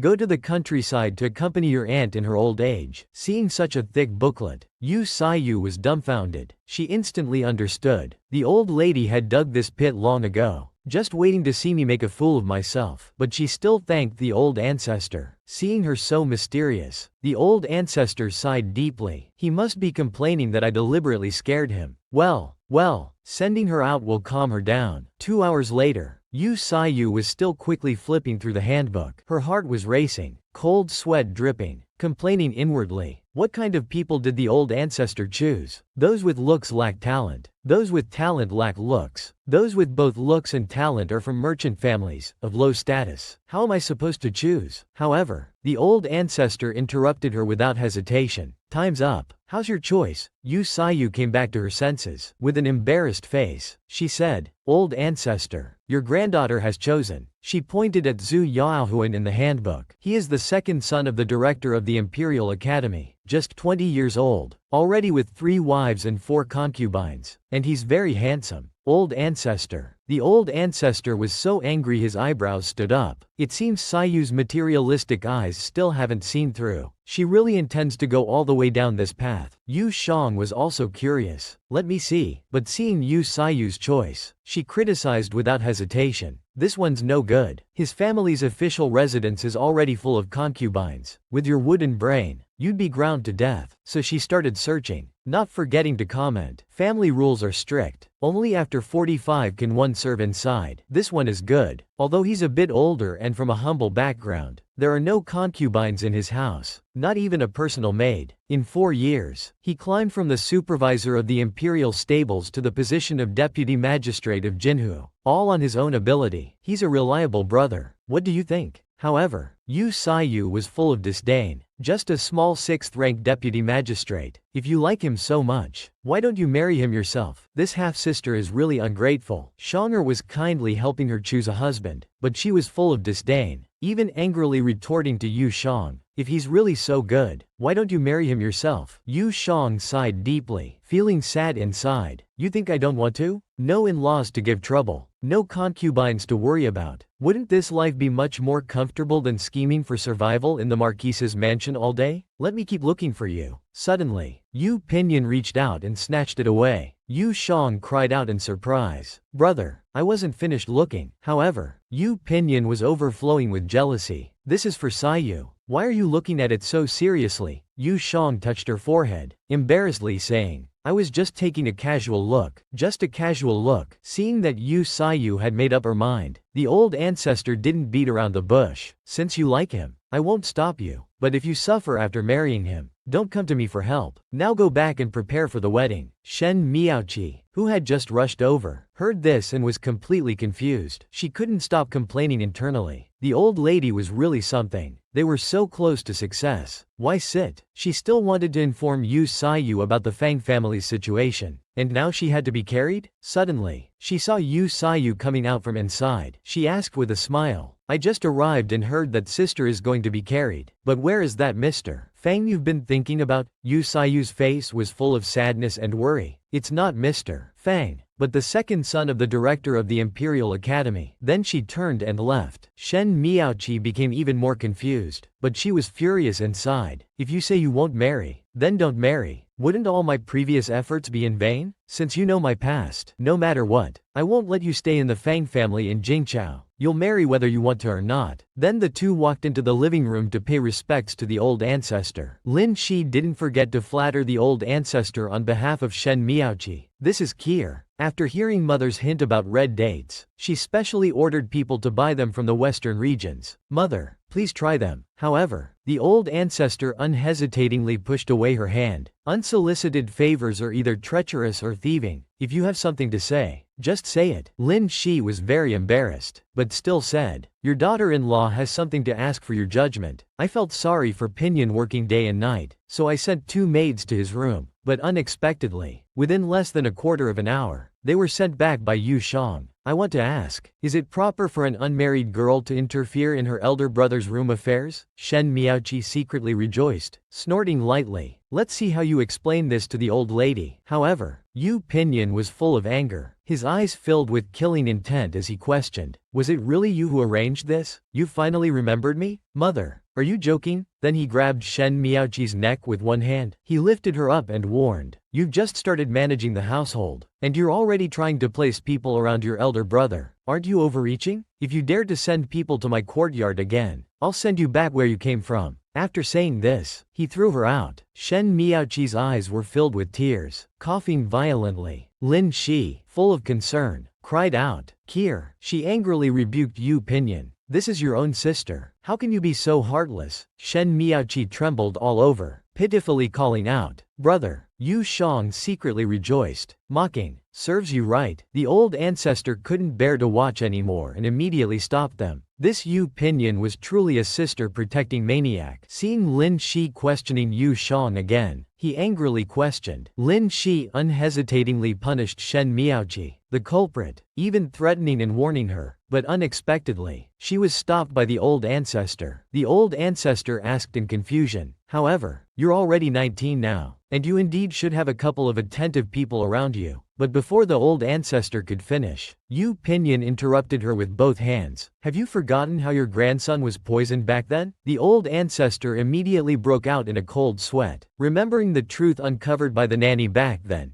It was Pinyin's personal maid who had poisoned him. Yu Pinyin, full of anger, questioned Lin Shi. "You didn't ask, didn't investigate, just begged a little, and they sent people over. Do you want me to die faster?" Lin Shi, with tears in her eyes, wanted to explain, but Yu Pinyin ignored her. He turned and continued to explain to the old ancestor. "Moreover, there are so many confidential documents in my courtyard. If even 1 or 2 corners of those papers leak out, the Marquis Manor would face a devastating disaster. How can I dare to accept unfamiliar servants?" The old ancestor, frightened, clenched her fists and trembled. Yanner is right. He now holds the position of commander of the capital guards and must have secrets of many officials in his hands. If the women sent to his side were spies sent by someone, wouldn't the Marquis Manor be finished? Understanding everything, the old ancestor, full of anger, scolded Lin Shi. "If you want to manage the household, I'll let you, but you're not allowed to interfere in the affairs of Yanner's courtyard. If there's a next time, the Marquis Manor won't be able to accommodate you too.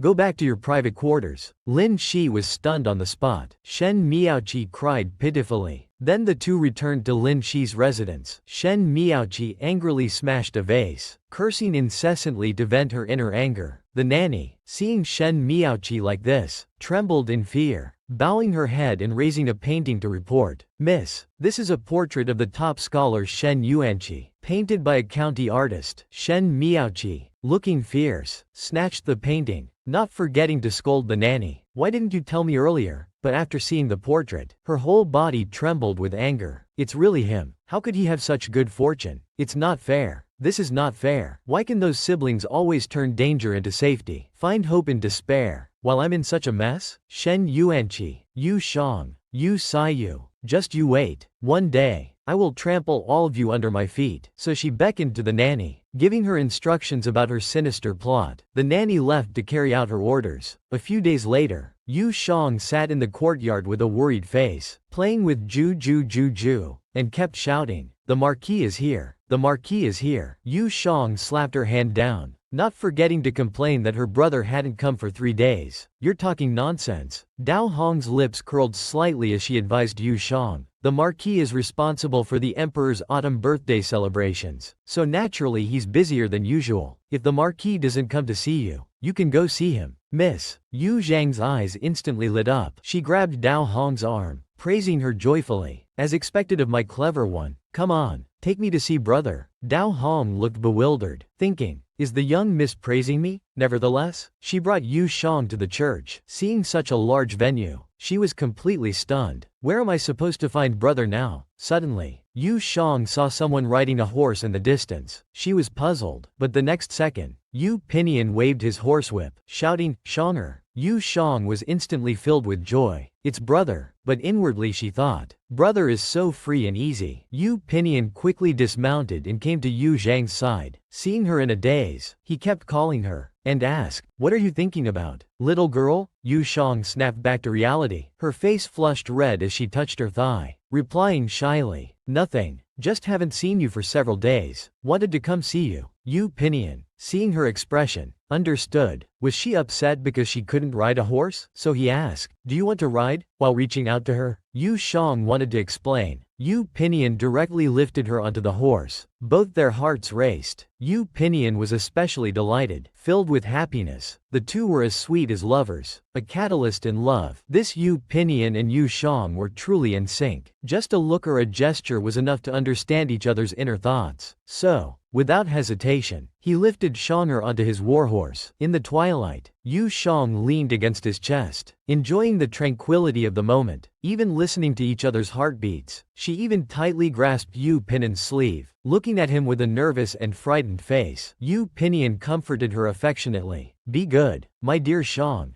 Don't be afraid. Brother is here." Then Yu Pinion urged the horse to run. Yu Shang became dizzy and disoriented. She screamed incessantly, "Brother, no, we can't go through there." However, Yu Pinion's lips curled into a smile. With a mischievous grin, he controlled the horse to leap up the stairs. Meanwhile, Yu Shang closed her eyes tightly, terrified. "No, brother, stop quickly." Yu Pinion ignored her and continued riding the horse up onto the city wall. Then he stopped. He told Yu Shang, "It's all right now. Won't you open your eyes and look?" Yu Shang sneakily opened one eye. She was instantly stunned by the scene before her. Her pupils dilated in disbelief, unable to utter a word. Seeing Yu Shang so excited, Yu Pinion felt a pang of sadness inwardly. If it weren't for him, how could Shanger have been confined to the Marquise's mansion for so many years? So he gently tightened his embrace and renewed his determination. "Shanger, brother will definitely find a bone-setting master to heal your leg." Yu Shang understood Yu Pinion's love for her, so she comforted him. "It's okay if it can't be healed. After all, brother is my legs. Wherever I want to go, brother will accompany me, right?" Yu Pinion agreed without hesitation, promising to always stay by her side. Afterwards, they returned to the Marquise's mansion after enjoying the beautiful scenery, only to find a commotion at their door. They heard Fang Jichen's threatening voice. "If you refuse to marry the eldest young lady to me, I'll go to Dongmen and accuse your Marquise's household of a woman having 2 husbands, ruining your reputation." Yu Shang was puzzled about what was happening, so she looked closely. She saw Fang Jichen holding a woman's undergarment, shouting continuously. He called everyone to come and look, telling them that he and the Marquise's eldest young lady were already secretly engaged, and this was the token of their love she had given him. The onlookers were incredulous. "This is a woman's undershirt. Could it be true?" The old matriarch was furious, her brows furrowed. She shouted, "Come here, beat this scoundrel out." Yu Sayu cried bitterly, clutching the old matriarch's sleeve to defend herself. "Grandmother, you must believe me. I really didn't exchange tokens with him. You must believe me." The old matriarch, looking fierce and full of anger, berated Yu Sayu. "You didn't exchange tokens, but were you secretly engaged? You fool. You've completely disgraced our Yongle Marquise's household." Yu Shang saw the commotion at the entrance of their Marquis mansion. It was really damaging the reputation of the Marquis family. So he secretly told brother Yu Pinbo, "Help me find a few people, then we'll do this." In his heart, he thought Fang Jichen's move was too low. The daughter of the Yongle Marquis family couldn't let him get away with it. This Shen Miaoqi is truly a scheming woman. Since returning to the Marquis mansion, she hasn't been quiet. Every day she wants to stir up some trouble. She tried to mess with Yu Shang several times but without results. Instead, she was crushed by Yu Pinion. Yet she still doesn't learn. Now she's courting death again, manipulating Fang Jichen, secretly harming Yu Sayu,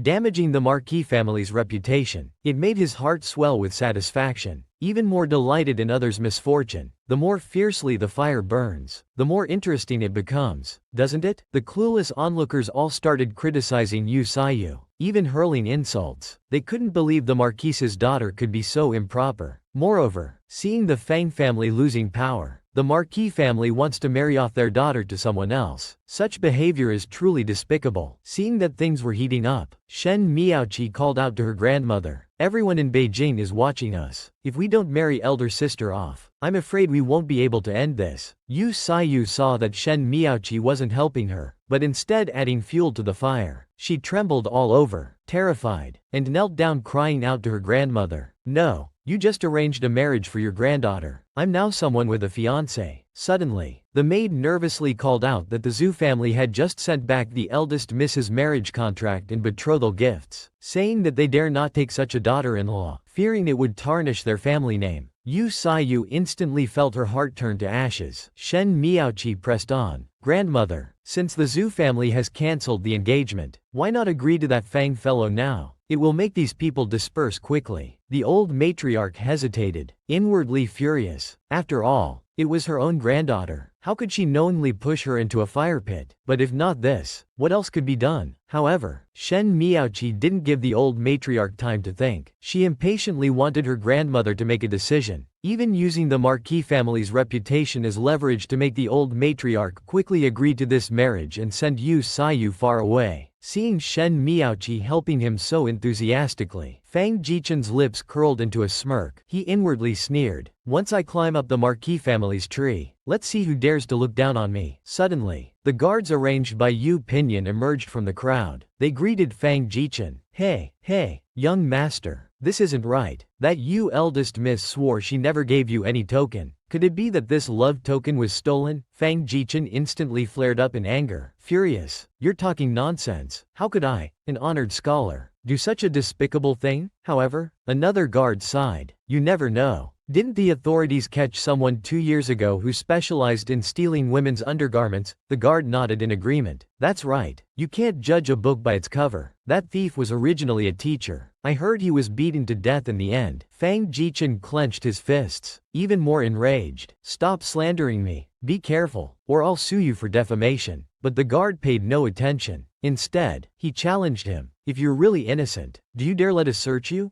Fang Jichen agreed without hesitation. "Search me. Go ahead and search. I, Fang Jichen, have nothing to hide. Even if you search my entire body, you won't find anything." However, the guard looked smug and pulled out many clothes from his sleeve. He immediately shouted, "Everyone, come and see. Look at all these things hidden on his body." Fang Jichen was dumbfounded, in disbelief, and breaking out in a cold sweat. "How do I not know about this? Where did all these come from? This Yu Shang is really clever." With just a small trick, he foiled Shen Miaoqi's scheme, reclaimed the Marquis family's reputation, even saved Yu Saiyu's entire life, and resolved the crisis for the Marquis family. Who told this Fang Jichen to be such a fool? He was played like a fiddle by 2 guards. However, they had no intention of letting Fang Jichen off. The 2 guards suddenly flared up in anger. "Isn't this my wife's undergarment? How did it end up with you? No wonder my wife said a few days ago that her undergarment was missing. So it was stolen by you. You thief." Fang Jichen's whole body trembled. He raised his hands in surrender, stuttering, "I don't know. It wasn't me. It wasn't me." But the guards paid no attention. "Now we have both the person and the evidence. You still dare to quibble? I'll beat you to death." At the same time, the 2 guards started a double-team beating, pummeling Fang Jichen until he questioned his existence. Shen Miaoqi was speechless, her head full of question marks. A female onlooker said to her companion with emotion, "This Yu eldest miss is so pitiful. Her undergarment was stolen, and she's even being framed." Her companion replied indifferently, "Who told the Yongle Marquis family to be so prominent? They're bound to attract attention." Shen Miaoqi looked at the guards beating up Fang Jichen. She was puzzled. These people who suddenly appeared looked very familiar. What's going on? But in the next second, she realized they were Yu Pinyin's guards. So she looked up and saw Yu Shang and Yu Pinyin on horseback in the distance. Her heart instantly filled with rage. "It's that bitch again. She ruined my plans again." When night fell, Yu Pinyin splashed cold water on the beaten unconscious Fang Jichen. He suddenly woke up, hearing Yu Zhang's words filled with killing intent. "Today, we'll use their own methods against them. When you were shouting at the Marquise's mansion gate, You probably didn't expect to end up like this, did you? Fang Jichen's whole body trembled, terrified. Don't come near me. Stay away. However, Yu Shang paid no attention and calmly said, Tell me, who's the mole in the Marquise's mansion? Fang Jichen pretended to be confused. I don't know what you're talking about. Yu Shang wasn't fooled at all. She stared at him with an evil look. Although our mansion's guards aren't top experts, they're not so incompetent that they can't protect the young lady's undergarment. This means there must be a mole who stole it for you. Don't you think I'm right? Fang Jichen trembled at her words, cold sweat dripping, slowly backing away. Unable to respond, seeing he still wouldn't speak, Yu Shang took out a silver needle and mockingly narrated, I once read a story where a nanny liked to stick needles under people's fingernails. I've always wanted to try it but never had the chance. Brother, come quickly and help me hold down his hand. Yu Pinyin closed his eyes, his face full of indulgence, inwardly sighing at how this little girl had so many tricks up her sleeve, wondering where she learned them from. Seeing her brother not responding, Yu Shang added, Brother, doesn't your dragon forest guard have many torture instruments? Yu Pinyin's lips curled into a smile as he began to introduce. I have razor-sharp blades, mercury for skinning, branding irons for scraping, needles for piercing, and various poisons and toxins. If you're interested, I can bring them all for you to see. Meanwhile, Fang Jichen listened, his whole body trembling, cold sweat pouring, curled up on the ground, terrified beyond measure. However, Yu Shang responded with delight. Yu Pin, after we prick his fingernails, we can let some poisonous scorpions play with him. I heard those scorpions love human blood. Then, Fang Jichen was finally scared to death by Yu Zhang's words. He cried out, I'll talk. I'll tell you everything. Please spare me, I'll tell everything. Yu Shang and Yu Pinyin are truly evil people. The two played good cop, bad cop with Fang Jichen. Their words scared him out of his wits, making him eagerly kneel and beg for mercy. He revealed the truth without hesitation. It was Yu Saiyu's maid who gave me the undergarment and told me to cause trouble at the mansion. I don't know who's behind her. I just got greedy and wanted to climb up the social ladder through the Marquise's family. Yu Shang, please spare me. I've truly told you everything. However, Yu Pinyin was displeased. You're not worthy of calling Shanger by name. He slapped him, making him dizzy and biting his tongue, causing unbearable pain. Yu Shang laughed heartily. Oh, brother, why are you so domineering? Not even allowing others to call my name? Yu Pinyin put his hands on his hips, arrogantly asking, do you have a problem with that? Yu Shang secretly smiled and said, No, I don't. No. Then she had a sudden realization. Isn't big sister's maid called Zhangshui? Now we just need to follow this lead. A few days later, Shen Miaoqi came to Yu Saiyu's courtyard. She put her hand on her shoulder, expressing indignation. That Fang Jichen is just a scoundrel. He did such despicable things. Yet it's sister who has to go to the countryside. However, Yu Saiyu was visibly displeased. Remembering Shen Miaoqi's face that day, she thought it was all so fake. She forcefully pushed her hand away and calmly said, It's just to avoid the storm for now. I'll be back. The nanny agreed, sighing. If it weren't for the third young lady's efforts, the eldest young lady might have been entangled with that scoundrel. Thinking about it now, it's truly frightening. Shen Miaoqi inwardly snorted. It's all because of that bitch ruining my plan. Otherwise, Yu Saiyu would have left the capital by now. Why would we need to put on this act? Yu Saiyu's lips curled into a slight smile, softly snorting.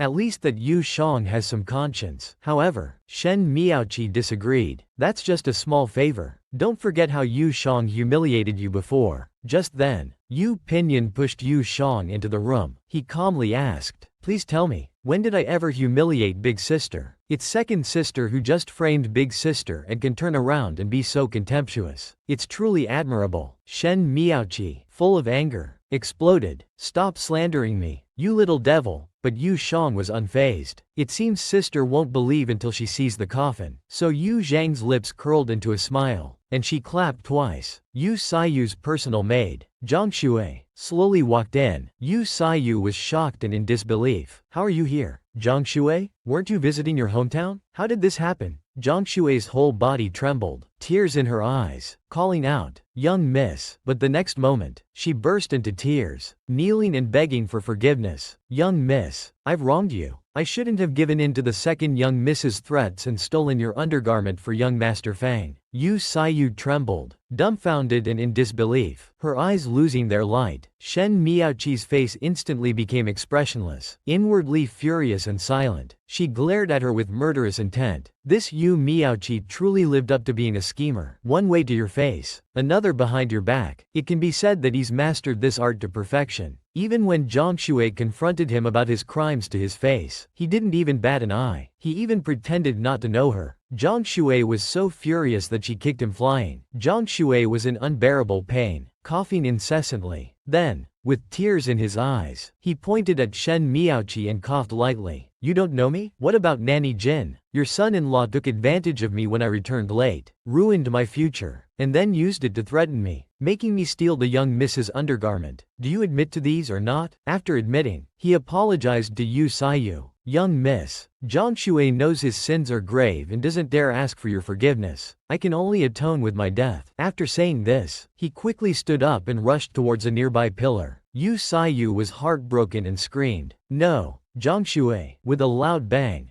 Zhang Shui fell to the ground motionless. The nanny quickly went to check and immediately reported to the young miss, "He's still breathing." Yu Sayu clenched her fists, her whole body trembling, her face clouded with darkness. "Take him away for treatment first." The nanny complied and left. Yu Sayu was in tears, angrily shouting at Yu Miaoqi, "What grudge do you have against me to harm me like this?" However, Yu Miaoqi was indifferent and even mocked. "You believe such a frightening story? I, Yu Miaoqi, swear here that I have never done anything to frame my sister. If I violate this oath, may heaven strike me down." The nanny quickly agreed. "Don't wrongly accuse yourself. My son-in-law is the kindest person, and he and my daughter are inseparable. He would never do such a despicable thing." Yu Shang couldn't stand it anymore and said with a mocking face, "Is that really so? I went to the prison yesterday to see your daughter and son-in-law. That's not what they said." Yu Pinyin didn't forget to add salt to the wound, mocking Yu Miaoqi. "Those two couldn't withstand the torture and have already confessed everything. How do you plan to deny it now?" Yu Sayu finally believed it. Yu Shang, filled with rage, rushed towards Yu Miaoqi and scolded her. "On the surface, you act like a loving sister, but in reality, you've long despised me, haven't you? Two-faced, honey-mouthed but evil-hearted. You're nothing but a complete bitch." Yu Miaoqi, with tears in her eyes, still tried to defend herself, but Yu Sayu no longer believed her. She even told her to keep her horse piss to herself, saying it was making her want to vomit last night's dinner. "You rotten beast, is crying all you can do? You're good at backstabbing people, aren't you?" The two instantly started fighting. Yu Shang secretly rejoiced, even finding it hard to believe. She didn't expect Yu Sayu to go all out like this, so fierce. The nanny couldn't bear to watch anymore. She fell to her knees in front of Yu Pinyin. "My lord, this was all my idea. This servant couldn't stand the young miss always asking the second miss for money, so I planned to frame the second miss. It was all done by me. The second miss had nothing to do with it. This servant is guilty. Please punish me, my lord." Yu Miaoqi was secretly shocked. She was willing to take the blame for me, but after all, she's like a mother to me. If she's expelled from the mansion, Lan Bao won't reveal my secrets. Yu Pinyin pretended to be confused. Was it really you who did it? If so, then 50 lashes and expulsion from the mansion. Suddenly, Yu Miaoqi called out to Yu Pinyin,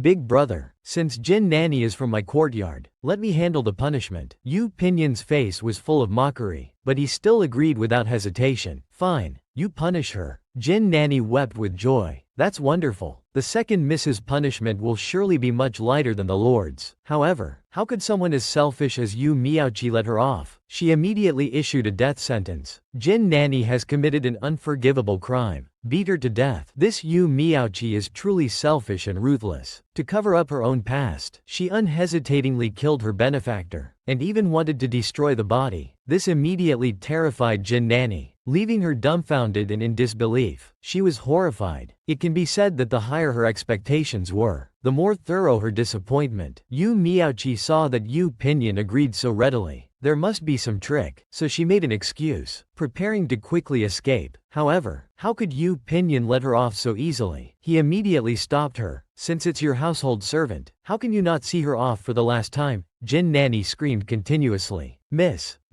save me, save me. However, Yu Miaoqi paid no attention. Yu Pinyin immediately called for guards and arranged. Take the second miss to witness the execution now. After it's done, don't let her leave. The guards complied. Everyone came to the courtyard. The guards whipped incessantly, and the nanny screamed in agony. Yu Pinyin saw Yu Miaoqi trembling all over and looked at her with contempt and disdain. But when he saw the sachet at her waist, an inexplicable anger arose in his heart. He criticized Yu Miaoqi without hesitation. It's just an empty necklace. Why are you pretending to wear it? Shen's father died unjustly because of your deception. The goddess mother died of anger because you stole money for treatment. You even harbored evil intentions. You deliberately spread the news that he was once a slave, wanting to destroy his human race. Yu Miaoqi, I've known what kind of person you are for a long time, but if you dare to use those lowly tactics on Shaner, don't blame me for being rude to you. At the same time, he grabbed his neck and threw him to the ground. Yu Miaoqi was panting. He coughed incessantly, and was secretly shocked in his heart. He actually knew everything. But the next second, he revealed a murderous intent. Looking at the departing Yu Pa, he secretly vowed, the humiliation of today, I will make you pay back 100-fold in the future. However, at this time, in Yu Saiyu's residence, Yu Shang happily told him, since you're going to the countryside estate, take these land deeds with you. Yu Saiyu held the land deeds. Incredulous. This is the dowry that grandmother took from mother and gave to me before. How did you get it? However, Yu Shang didn't think much of it. I just asked for it directly. How else could I get it? With these things, even if you go to the countryside, you can live a good life. People are forgetful. After a year or two, who will remember your little incident? Yu Saiyu secretly felt sad. In the past, I misjudged people. I didn't expect that although Yu Zhang's mouth was a bit poisonous, he genuinely cared for me. If I had been friendly with him back then, how could I have ended up in this situation? Seeing him so sad, Yu Shang put his hand in his own palm, comforting him. Suddenly, Yu Pinyin walked in, calling out, Shang. Yu Shang was instantly excited and overjoyed. He stretched out his arms. Yu Pinyin was even more delighted and unhesitatingly embraced him. He turned and left, completely ignoring Yu Saiyu. Yu Saiyu smiled and waved goodbye, but inwardly he was full of envy. No matter when Big Brother comes back, Yu Shang always jumps into his arms so happily. Big Brother treats Yu Shang well, probably because of his sincerity. Yu Shang looked puzzled. Why doesn't brother even look at Yu Saiyu? This Yu Pinyin really loves Yu Shang so much. They've reached the point of, you in me in you, loving each other to the bone marrow, not affected by the outside world at all. But Yu Shang was completely unaware, yet inwardly puzzled. So he asked Yu Pinyin, brother, you have 3 sisters. Why are you so good to me alone? However, Yu Pinyin fell into deep thought and gazed at him affectionately. Yu Shang became embarrassed under his gaze. His face instantly turned red, and he cried out in surprise, brother, what's wrong? Is there something on my face? Yu Pinyin confessed lovingly, I've never seen you as a sister. Yu Shang was secretly shocked. What does this mean? He's never seen me as a sister? Indeed, he's known for a long time that I'm not his real sister. With the blood relation gone, how close can we be? Yu Pinyin saw Yu Zhang's sad expression. He unhesitatingly kissed him. The two fell into sweetness. Yu Shang was shocked and suddenly understood. They gazed at each other affectionately. Yu Shang shyly turned his head quickly, inwardly regretful. It can't really be what I'm thinking, can it? Seeing him so shy, Yu Pinyin smiled sweetly. He was so in love. It's really too cute. Suddenly, a maid called out, slave greets the 9th princess. Yu Shang quickly turned his head, overjoyed. It's little ball coming. Inwardly, he was in tears. You came at just the right time. I love you so much. He didn't forget to give a thumbs up. At this moment, the 9th princess eagerly ran in from outside. She greeted Yu Shang. Lotus seed cake, I've missed you so much. But the next second, when she saw Yu Pinyin, she came to an abrupt stop. Inwardly, she was worried. Why is Lotus seed cake's brother here too? With him here, how can I talk to Lotus seed cake about that matter? However, Yu Pinyin wasn't insensitive. Since the 9th princess is here to see you, brother will leave first. Yu Shang agreed, but the next second, he covered his face with his hands, shyly and inwardly relieved. He's finally gone. It was so awkward just now. Suddenly, the ninth princess called out, "Lotus seed cake." Interrupting his thoughts, Yu Jang came to his senses and asked puzzledly, "Do you have something to say?" The ninth princess hesitated and stammered, but after careful consideration, he pointed at his own chest and told Yu Jang that he had been experiencing severe pain there recently. It had been hurting for a long time and was very uncomfortable. He couldn't even move freely while sleeping. He asked Yu Jang to check if it was some kind of malignant sore. He had been applying safflower oil every day, but it hadn't helped at all. Instead, it seemed to be getting worse. Yu Jang was astonished, but a moment later he realized what it actually was. Then he burst into laughter. Little Ball instantly teared up, terrified, and asked, "Why are you laughing? Can this strange disease of mine be cured?" Yu Jang laughed so hard he was bent over, and indicated that it couldn't be cured. Little Ball was heartbroken and cried bitterly. "How many days do I have left to live? How should I tell Father Emperor, Mother Empress, and Royal Brother?" However, Yu Jang couldn't stop laughing and asked him to wait until he caught his breath to speak. Yu Jang forcefully held back his laughter and suddenly started coughing uncontrollably. Then he took a deep breath and told Little Ball to take a closer look. "Look carefully. Can you see the difference between you and me now?" Little Ball was completely confused. At this moment, Yu Pinyin had just walked out of Yu Zhang's room. He sighed deeply, thinking about what he had just said. Would Shonger understand? If not, he might have to wait until Shonger was older. At the same time, he turned his head to look at Yu Jang in the room. This instantly made him flush with heat, his face turning red. Little Ball, not understanding, reached out and touched him, asking, "Why are you like this too?" Yu Pinyin became even more confused. What were they doing? This Little Ball was truly too innocent and adorable. In his youth, he was so naive. He made Yu Jang laugh so hard he could barely breathe. It even made Yu Pinyin's heart race and his face turn red. Suddenly, Dao Hong called out to him from behind, startling Yu Pinyin and making him even more embarrassed. He quickly turned and left, not forgetting to tell Dao Hong to close the young lady's curtains. Dao Hong agreed. Completely bewildered, she watched Yu Pinyin run away with her hair standing on end. Feeling even more confused, she wondered internally, there's no fierce ghost behind him. Why is he running so fast? Meanwhile, Little Ball's eyes were sparkling with excitement. "Will I grow as big as you?" Yu Jang replied joyfully. "Yes, you will. When you go back, eat more beans, milk, meat, and other foods. Don't keep rubbing it. It will grow." After hearing this, Little Ball immediately stopped him. "I can't remember all that. Why don't you write it down for me? Write it in detail. Exactly how you eat. Don't leave anything out." Yu Jang smiled and agreed without hesitation. "Don't worry. I'll go write it for you at the stone table outside." The two went outside. Yu Jang wrote seriously while Little Ball watched carefully. In his mind, he thought about what the storybooks said, when you grow up, you can get married. He decided he must make his father emperor marry him to the top scholar. He was suddenly lost in romantic thoughts. Suddenly, he came to his senses. How could he be so shameless? But he didn't forget to tell Yu Jang. "In 3 days, my little nephew and niece will be 1 month old. My crown prince brother is holding a banquet at the mansion. You must come." Yu Jang happily agreed. Little Ball was even happier and praised him without hesitation. "Your lotus seed cake is the best." However, he had no idea that Shen Miaoqi was eavesdropping outside his courtyard at that moment. Upon learning about the crown prince's 1-month celebration banquet, she became excited and a devious plan formed in her mind. She quickly returned to Lin Shi's courtyard and immediately called out to her mother. "In 3 days, there's a banquet at the crown prince's mansion. Mother, take me to attend the banquet." Madame Lin was shocked, her whole body trembling. She was confused and thought to herself, why should we go to the crown prince's mansion? She remembered how Nanny Jin had treated her like her own daughter, showing her kindness, but she didn't appreciate it and had her killed on the spot. However, Shen Miaoqi continued talking about her own beauty. "Now that the crown princess has fallen ill after giving birth and is near death, I must take this opportunity to show my face to the crown prince. When the crown princess dies, given Yu Pinyin's friendship with the crown prince, as long as the crown prince isn't a fool, the position of the main wife will surely be mine." Lin Shi trembled, her face full of fear. Seeing her expression, Shen Miaoqi was pleased but also confused. It seemed like she was afraid of her. So, to alleviate Lin Shi's concerns, she grabbed her trembling hands. She comforted her mother. "I'm doing this for you too. You've endured so much coldness in the Marquise's mansion. Don't you want to hold your head high? If I marry the crown prince, you'll finally have support in the Marquise's mansion.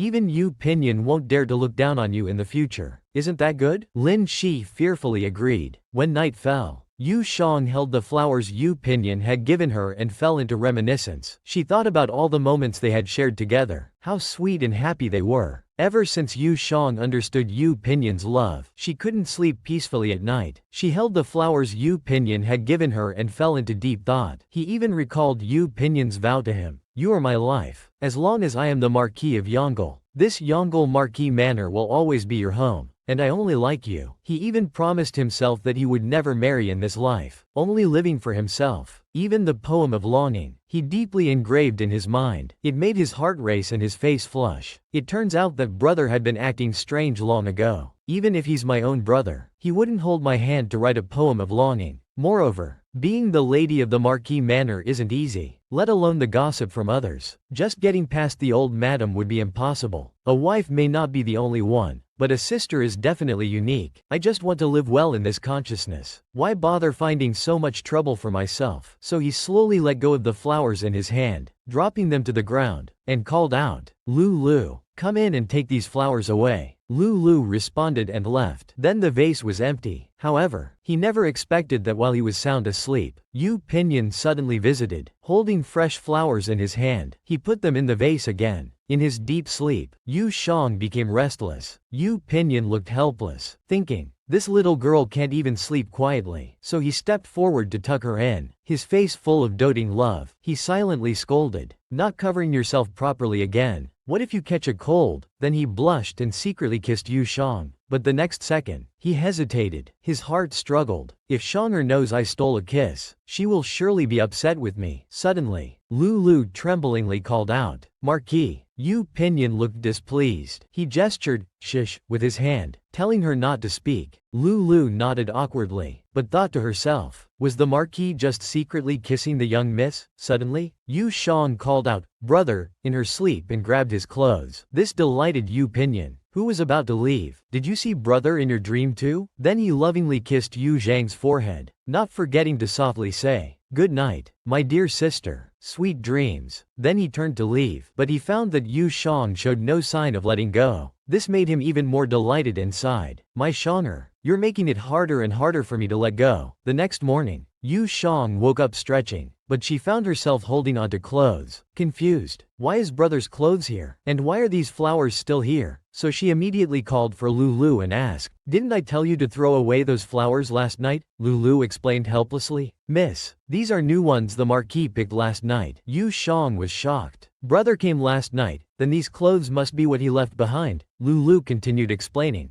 Last night after you fell asleep, you grabbed the Marquis's sleeve. To avoid disturbing your rest, he left his coat. Yu Shang grabbed the clothes and covered her face, feeling distressed. I only wanted to exclusively enjoy brother's love and survive well in this life, but my sleeping self was so clingy. What should I do now? In order to always receive Yu Pinyin's affection, Yu Shang would rather be Yu Pinyin's sister for life than break through the final barrier. So she began to avoid him. In the carriage on the way to the Crown Prince's palace for a banquet, Yu Pinyin joyfully prepared to help her down. Yu Shang instinctively reached out her hand, but the next second, she shyly withdrew her hand, feeling awkward inside. She thought, being carried by him for so many years, I've actually formed a habit. So she awkwardly made an excuse. Brother, didn't the Crown Prince just send someone to call you? You should hurry over. I'll be fine with Dao Hong and Lulu. Go quickly. Go quickly. I don't need to trouble brother. Yu Pinyin looked bewildered. Then he understood. The little girl is avoiding me, but he still lovingly agreed. Alright then. Brother will go first. Be careful. Okay, Yu Shang softly replied.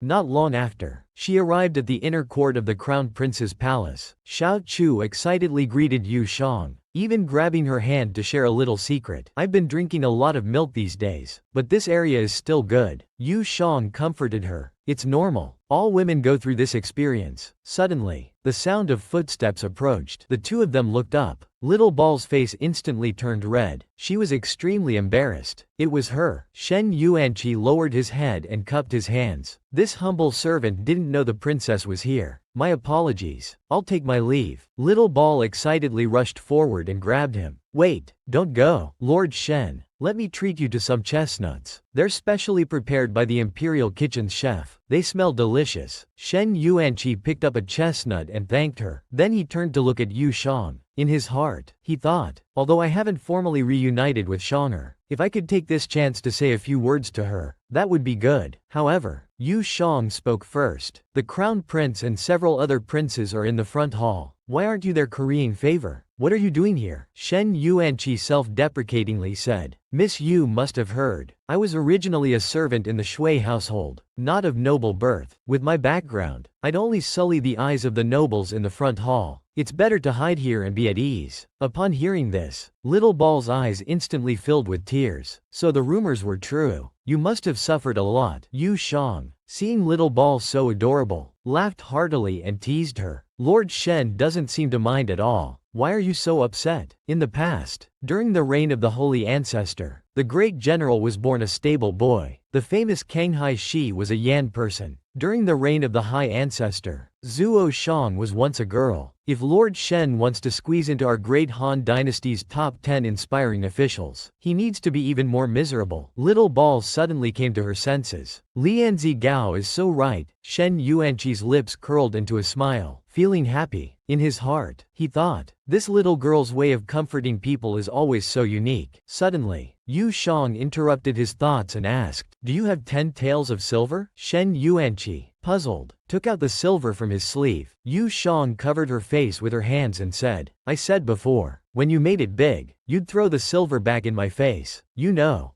Yu Shang, I'm not the type to get fat from eating salt. Shen Yuanqi, remembering how Yu Shang looked when he first met her, found her so adorable. He was almost crying from laughter. In his heart, he thought, this little girl is so quirky and free-spirited, 1,000 times more lovable than I imagined. If only the Marquise's household hadn't made that mistake back then, our family would surely have lived very happily. Suddenly, Yu Pinyuan appeared behind him, his face full of anger, demanding, Lord Shen, why are you hiding here? The crown prince is looking everywhere for you. And why are you with Shang'er? Shen Yuanqi was startled. This Yu Pinyuan truly lived up to his reputation as an overprotective brother. Just as Shen Yuanqi was about to get close to Yu Shang, he aggressively confronted him, full of anger, and unhesitatingly drove him away. Shen Yuanqi understood his meaning and could only take the hint. Since the crown prince is looking for me, I shall take my leave. Little Ball protested. Wait a bit. However, Yu Pinyuan ignored her and directly led him away. Little Ball felt sad. Is he really leaving just like that? As they walked, Yu Pinyuan questioned him. What did you say to Shang'er? Shen Yuanqi, with a worried face, still explained. This official didn't say anything inappropriate. Please rest assured, Commander Yu, but you said you would send my sister back home. I wonder when that will be. Yu Pinyuan replied directly. After Shang'er's coming-of-age ceremony, Shen Yuanqi was confused. Why must it be after the coming-of-age ceremony? Yu Pinyuan, without blushing or his heart racing, said, the coming-of-age ceremony is necessary. Naturally, marriage will come after that. Shen Yuanqi was completely baffled. What does rushing into marriage have to do with sending her back? Suddenly, Little Ball caught up with them. She grabbed Shen Yuanqi and hurriedly called out, Lord Shen, please wait. I'm also going to see my brother, the crown prince. Can we go together? Shen Yuanqi happily agreed. It would be this official's honor to accompany the princess. However, at this moment, Yu Pinyuan returned to Yu Zhang's side and calmly asked, Shang'er, have you known Lord Shen for a long time? Yu Shang was embarrassed. Not really. He just fainted under my carriage wheels earlier and almost got crushed. I gave him 10 taels of silver. That's all. In her heart, she thought, he's so close to me. Is he jealous? Suddenly, Yu Pinyuan unhesitatingly picked up Yu Shang. He said, the old ancestor is waiting for you in the side hall. I'll take you there. Yu Shang was caught off guard. She cried out in surprise. Yu Pinyuan continued, weren't you going to visit the crown prince's wife with the old ancestor? Yu Shang finally realized. She felt like a child who had done something wrong. In her heart, she thought, I was so caught up talking with Little Ball, I almost forgot about the important matter. But he carried her as if nothing was unusual. Am I overthinking things? Suddenly, a maid passed by. Yu Zhang's face instantly turned red with embarrassment. She felt shy and thought to herself, there are people watching. So she shyly called out, brother, and tell Yu Pinyin that this is the crown prince's mansion, not like our own marquis mansion. You should put me down now. Yu Pinyin stopped. He agreed with a doting expression. After putting her down, he couldn't help but reach out to touch Yu Shang. The two gazed at each other lovingly. Yu Pinyin couldn't stop mumbling, "Our Shonger has grown up too." Yu Shang froze on the spot, her face turning even redder. She stared at Yu Pinyin intently, thinking to herself, "He's just taking advantage of the fact that he never treated me as a real sister, so he can tease me like this. She's so shy. Yu Shang is really too cute." After Yu Pinyin's painstaking pursuit, Yu Shang finally understood the romantic feelings between them. She even understood that Yu Pinyin was jealous because of Shen Yuanqi, but she couldn't expose Yu Pinyin, so she could only let him tease her at will. Later, Yu Shang and the old matriarch arrived at the crown princess's chambers. The crown princess welcomed them with joy, but she couldn't speak 2 sentences without coughing incessantly. The old matriarch immediately stepped forward,